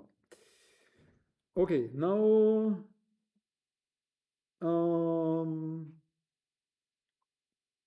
how this is done. We start now only with the delay bounce back. So the delay bounce back basically is, as I said, the one that is done in the collision. Yeah. So here, this is our collision routine.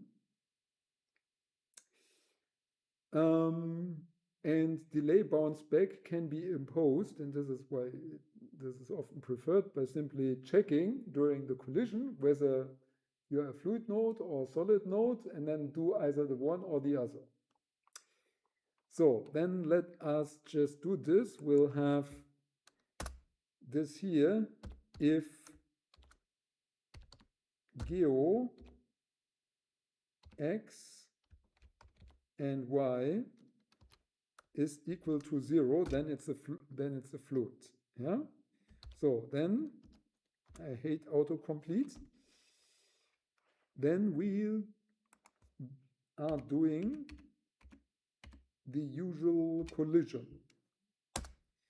So, and then there is else, but now we need to be careful because we only want to do it really if it's 1. So we'll have to have an else if geo at x and y is equal to 1. Only then we do the delay. So, okay, so this is the delay bounce back. It's coming here. So, delay bounce back is something that we do instead of the collision. So what we are going to do is we'll copy, because we need all of them. Um,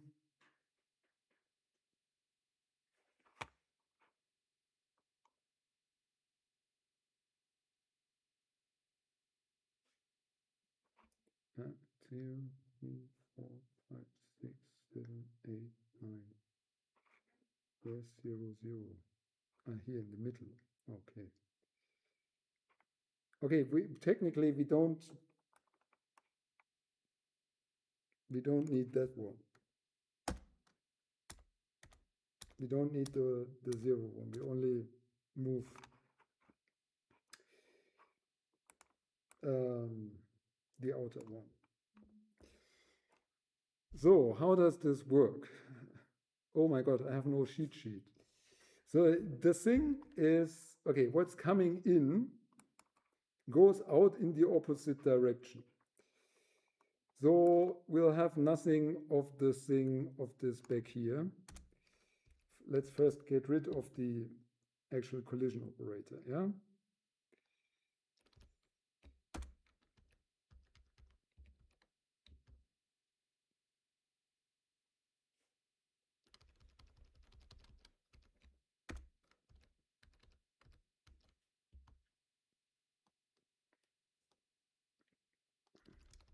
Actually, I have not checked whether what we programmed here is actually correct. Anybody check this code, whether it works correctly? You checked it. There was a mistake in the corner. Did you notice? Yeah, but I think we don't need this periodic architecture, so I don't fix it.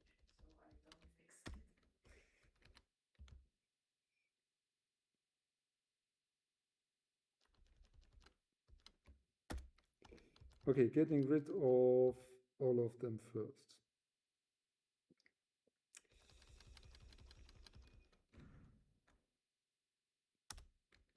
So let me see what we have. Yes. So now this is outgoing with a push scheme, yeah, as we said, and this is the incoming thing.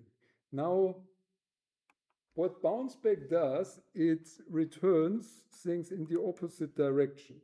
So this here will become PP, right? And okay, 0 remains 0. This becomes MP. Oh, go away. This becomes P0. This becomes M0, and this becomes PM, and this becomes M, and this becomes MM. So anybody confused by this? No. Okay, you're all following.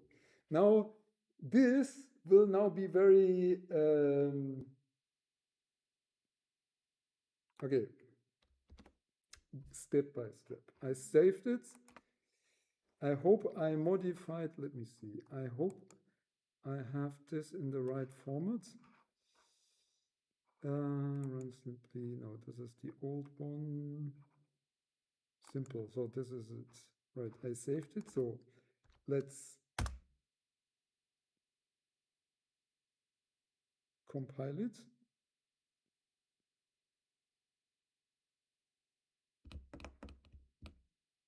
What is the problem?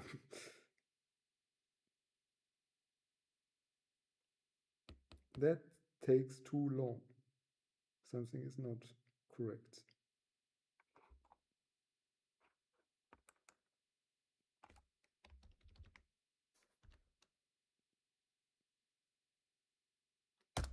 Hey, that can't take so long. Is my computer so slow?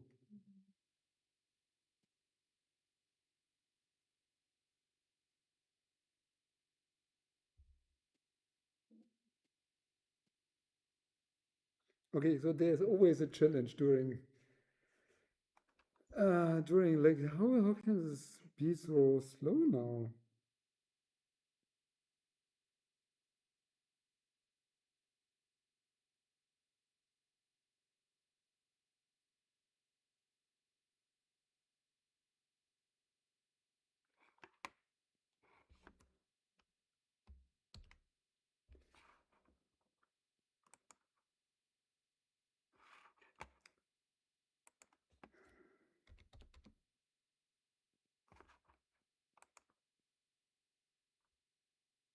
Okay, I try to restart this.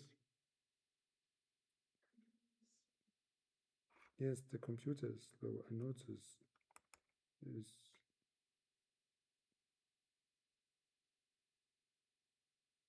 You know, we are running a lot of stuff.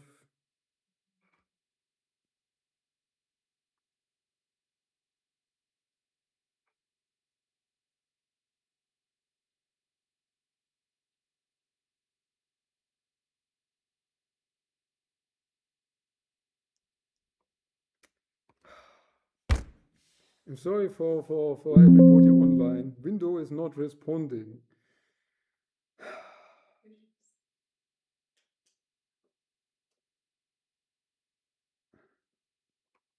Okay, I'll keep waiting. Yeah. Well, I actually need only one of them, right? So, opening remote. Okay, so what we are going to do is we want to use our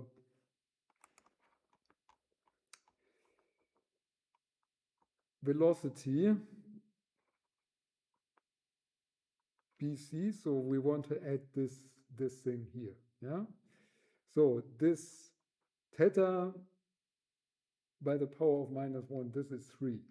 So this is basically 6 times the weight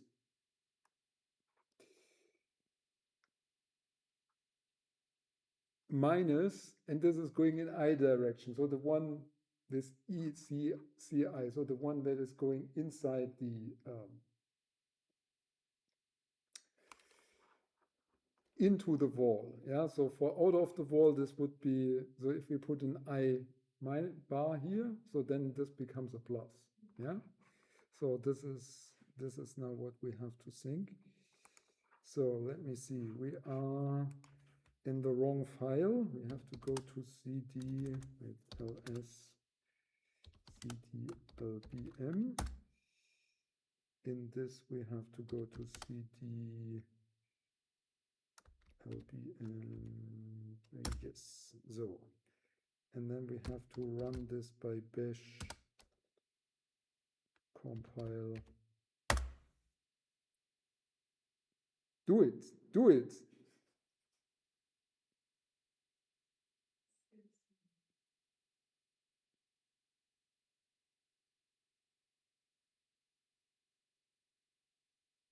That's not possible.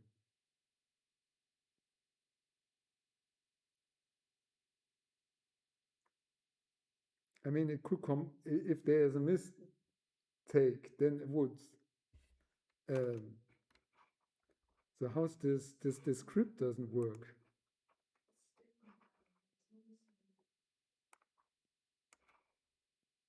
Should I just copy this? Oh, my God. Oh my God.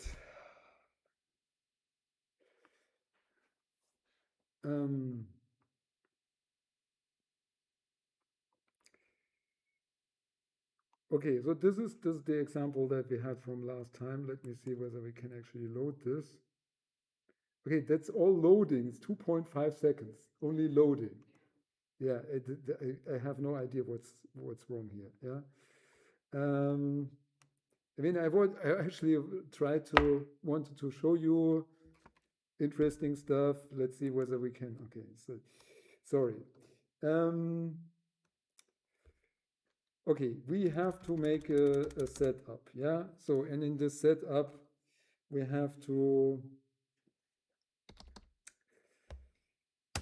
say, what did I just delete?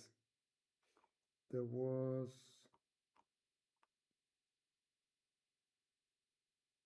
okay, yeah, there was set equilibrium, okay, set equilibrium here. Okay, we do two for loops for, now I'm not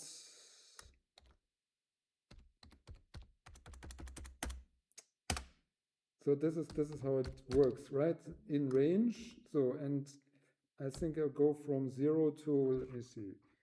How did we set this up? We were very lazy and we set this by 50-50. Now let me do this in a different way. So we say this is cols is 50 and rows is also 50. As cols, make it like this. Then here cols and rows. So, and then in range, how does it go with it? No, it's with a comma, right? 0 and x cols minus 1. So here we set LBM dot set delay bounce back at the location, so x, and so we need to be one line inside, so this would be 1 instead of 0, and we'll also do this at the other end, and this will be rows minus 2 then, right? Because row minus 1 is the last one, and then, okay, and then we, so what I'm going to do is I build a wall out around everything right now, yeah? So for y, so these are top and bottom, right? So, and now we do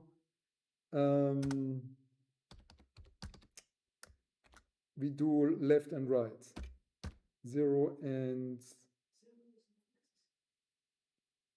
0 is not necessary. So I can only, so you mean I can just write rows minus 1.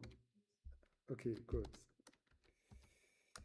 So then it starts from, yes, LBM set delay bounce back x and 1.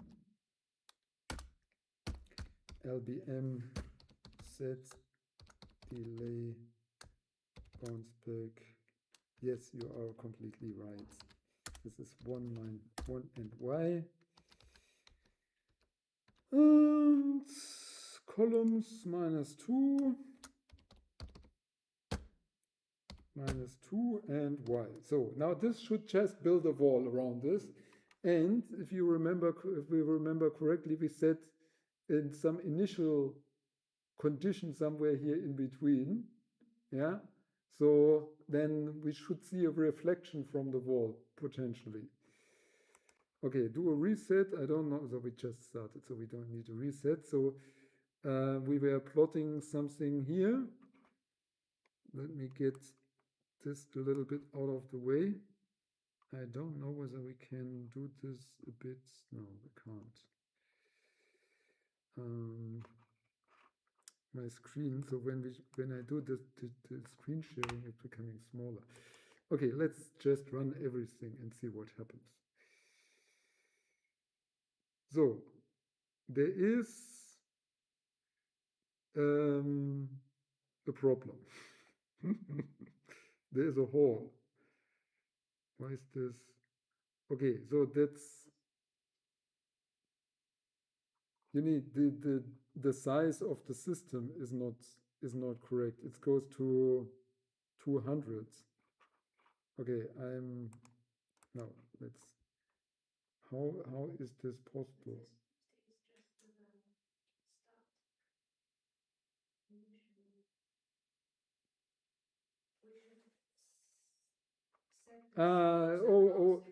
Oh, no, I was, this was, okay. I was not looking. So that's here, yeah. So this is the position. So we want to have 50, okay. So now we saw that this was somewhere on the outside, yeah? 50, 50, and here we, okay, so let's put this to 200. You guys are following. I'm too.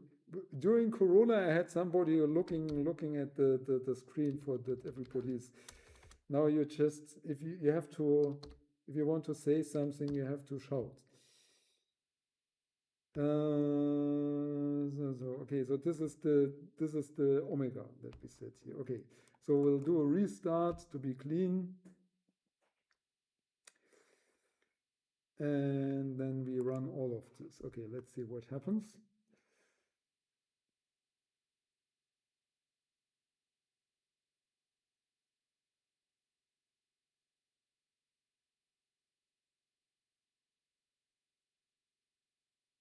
Okay, so we see some reflection. We've built a wall there.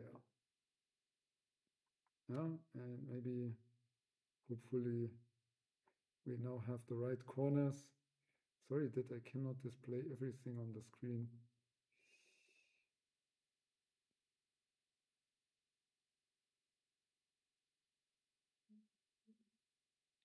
Okay. So it stays symmetric. Not too bad, not too bad.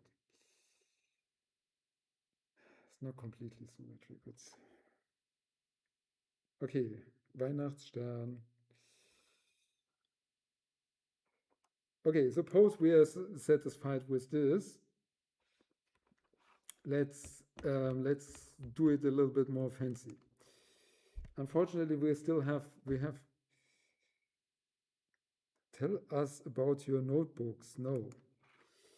So we want to add here the velocity. Yeah. So we go in the. So what we have to do is it's going in negative direction minus 6 times. So this is 3 times 2, yeah. And now we need these weights that we already calculated here, and they are for the diagonal direction. They are 1/36, and in the cardinal directions that they are 1/9, right?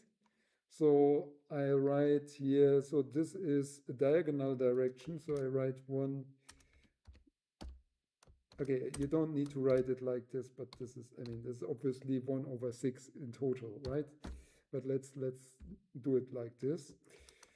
So the velocity in this direction is u, we call it u, right? Yes, u, x, and y plus v, x, and y. And the reason, okay, so the reason why we can do this is because if previously we used the set equilibrium function, we can set the velocity here, yeah? So we can set the velocity, when we call this function first and the other one later, yeah, we can set here specific velocity, and this will be used in this, and it will not be overwritten because we do the collision only if a geo is equal to 0, yeah? So now this, let's do the others here too. So this is now 1/9. So this is Vx, no, this is and y. So now here we have to be careful. This is positive in, okay, let's start with the minus here anyway. So this is again 1/36. Now it's there's a positive direction in x, so that must be minus u x y plus X and Y.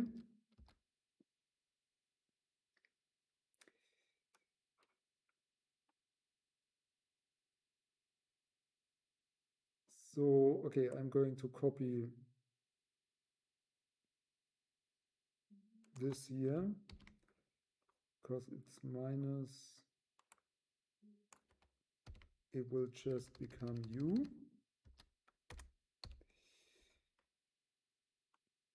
And here it will change sign. Here it will change sign. Okay, U, yes. Here it will change sign. Then this here is the opposite of what we have here. So all of this will change sign.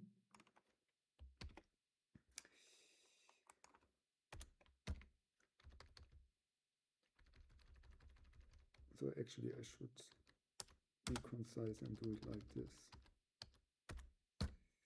Maybe not, I don't know. So, and then we have the opposite of this guy here, right?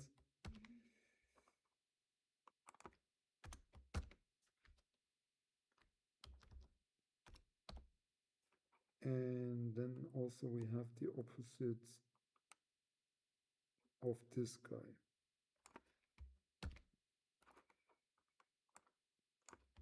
Okay, let me be unconcise and put the plus here. So I saved it. Now pray for this to finish. Any questions during while we are compiling? No. Okay, while we are compiling, we can already go to this. No, this is the wrong one. Where simple doch. Yeah. So, if we want,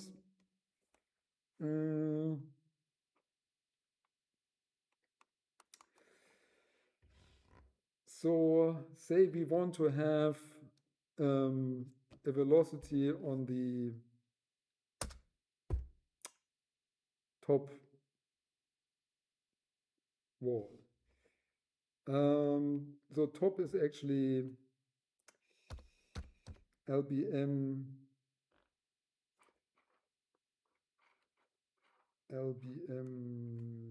dot set equilibrium at the position X and rho minus 2 and rows minus 2. And here we said, I'm not completely sure. Maybe Python turns this around. So maybe it's the bottom now. Okay, let us see.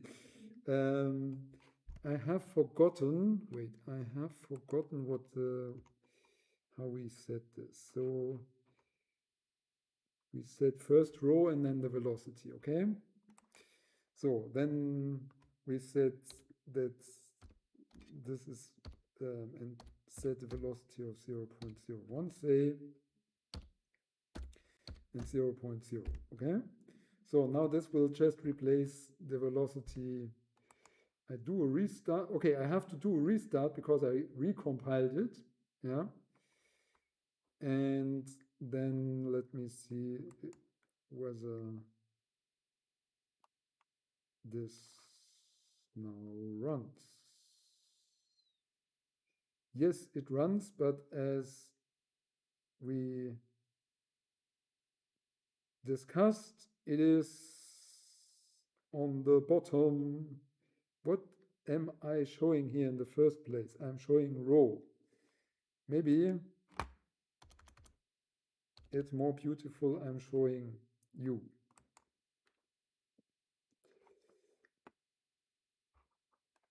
Okay, run it again.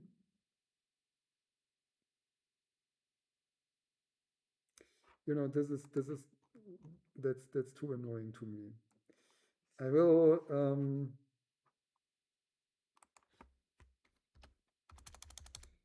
so we have to live with this different coordinate system.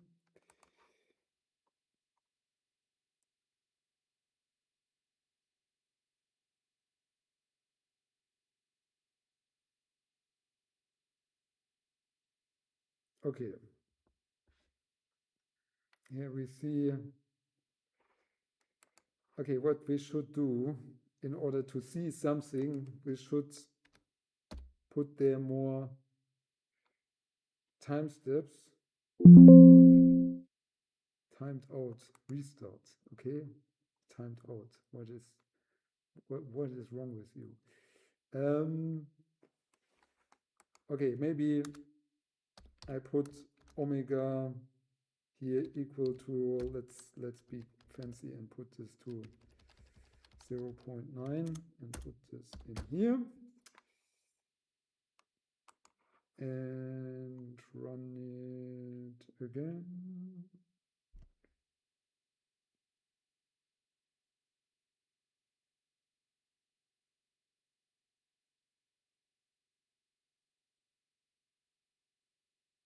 It's so terribly slow. Wait, I make it smaller. I make it smaller.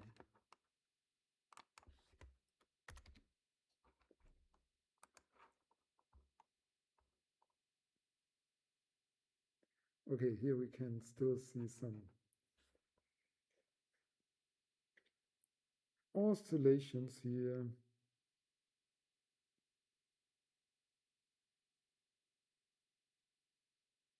So now the upper lid is moving. What is our velocity is very small, I guess.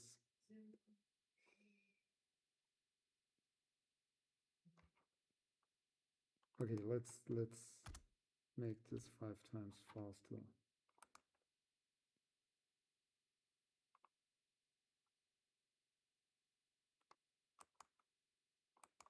Your kernel timed out.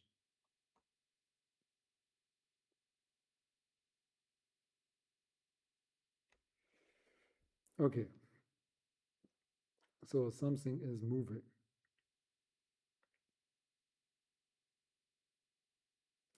A vortex is forming in this corner.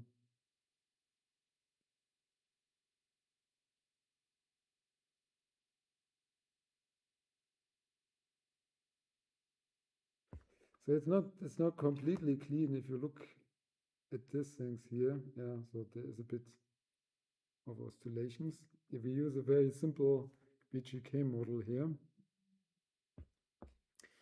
Okay, we can potentially let this run while we think about the other thing.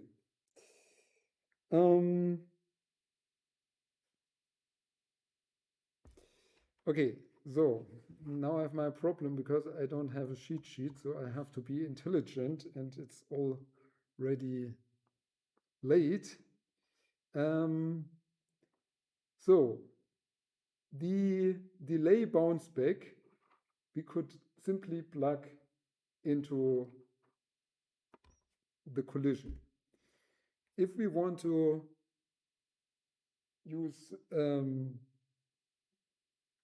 the other one that is running during the streaming, we have a problem because we have this merge streaming. We don't have a streaming step.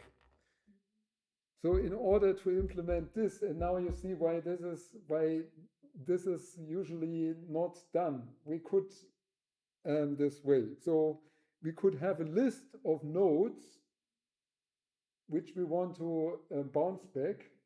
Then we could process these lists. But now we have a matrix. So what we need to do is go through the matrix. So we have to do a new loop over everything again. Yeah. So we'll have to copy our loop here. We have to copy our loop and loop completely separate, do a completely separate loop. Let's close this loop here. And inside this loop, we are doing the no delay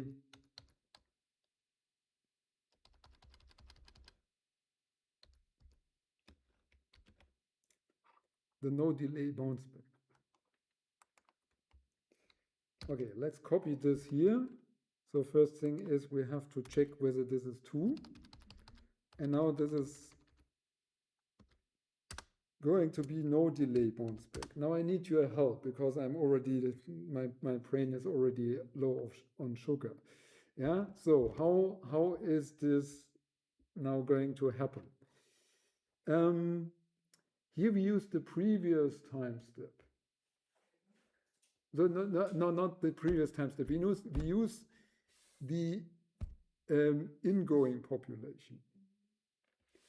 Now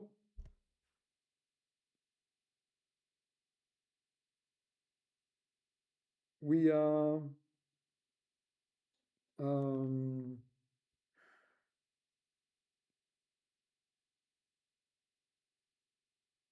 so okay, let's put it this way. When we come to this node here, they will not produce a post-collision state.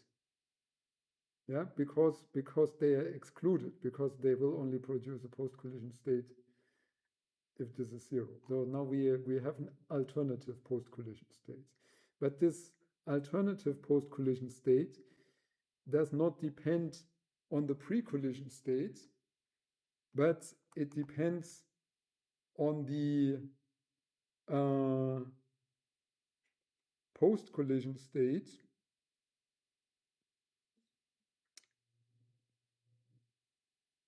at the same time. Now this is a problem. So I've already made a mistake. Yeah, if I do this before, then I will use the last time step.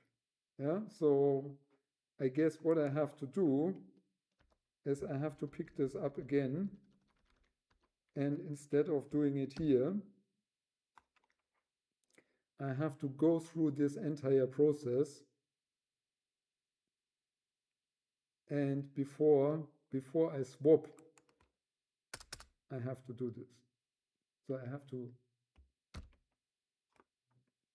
do it here, because otherwise my post-collision states are not occupied.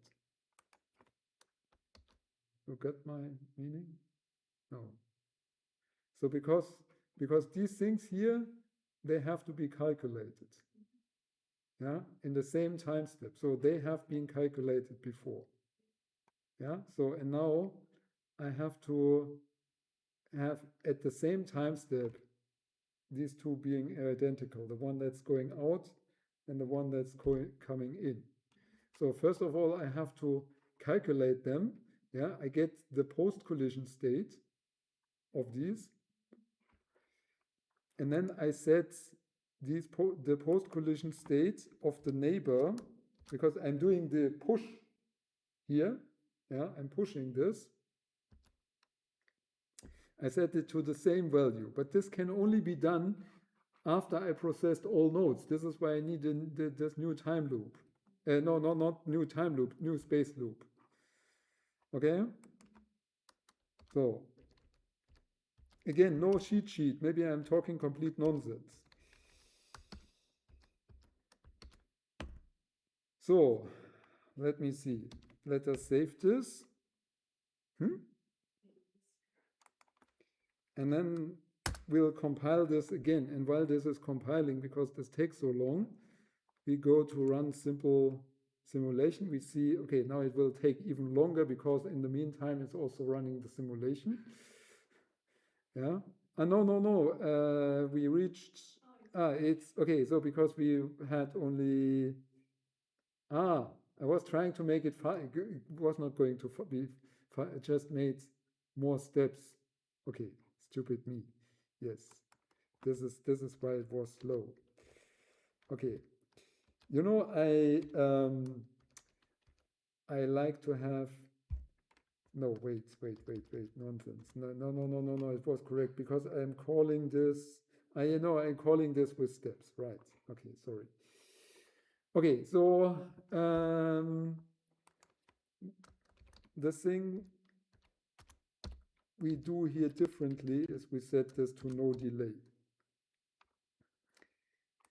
We set this to no delay and see whether this makes any difference. So we have to restart in order for them to read the new file that we generated, and then we run.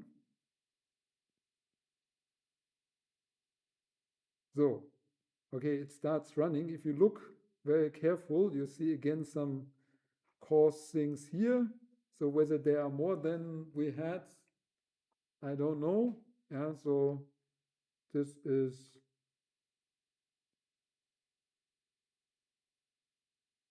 well, yeah, so it also works. Yeah, It looks not different. so it does not look any different. Okay, yeah, it should not, I mean, it should do the same thing. Yeah, so it should do the same thing. So now the question is, if you're very interested in this, whether we can break it. Let's say we take lower viscosity.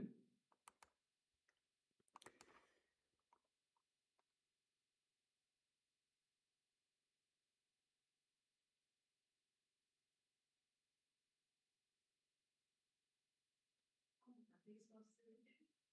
Yeah, there are some oscillations.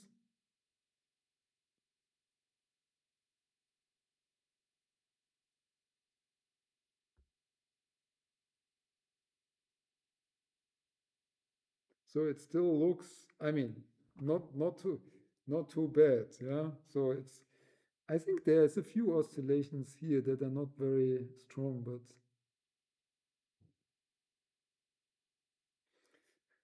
I mean, according to Lattice Boltzmann theory, these two things should do the same thing. So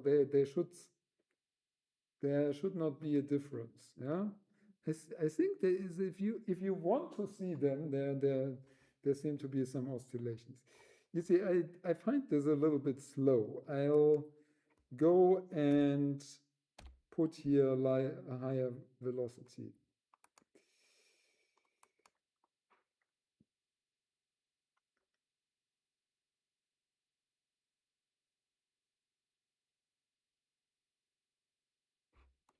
What's that?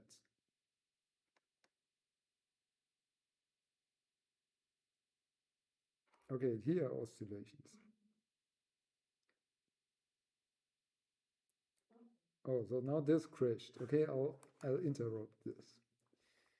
Okay, now we have a situation that crashed. Yeah. So question, does it also crash with delay? I don't know. I have no idea. Let's run all. Also some oscillations, right? But not there.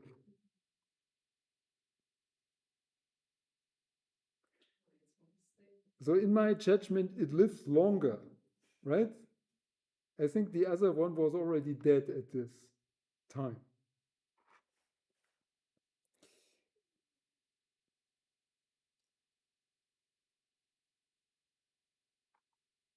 Yeah, so definitely this made it more stable. Using the delay bounce back.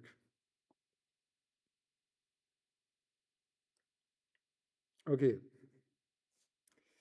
So I also guess that's I mean there is that's enough for today. Yeah. If you want to solve the problem why the delay bounce, I mean there is some hand waving explanation, and there's also people who are using this a lot. They are also familiar with this, so this is not something that's completely new, I would say. I mean, we know this, I believe, even for 20 years, but it has never been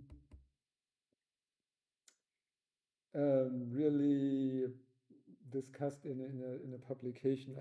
Because I looked for this because I know that there is this issue, but I didn't find any publication, and this is why I thought I will talk about on the conference.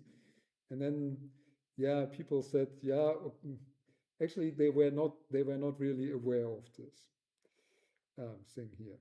So usually they use delay bounce back, even though it's from a time of flight perspective, it's not correct, yeah, because it returns a time step later and the wall is in between, so it should return, yeah, at the same time, basically.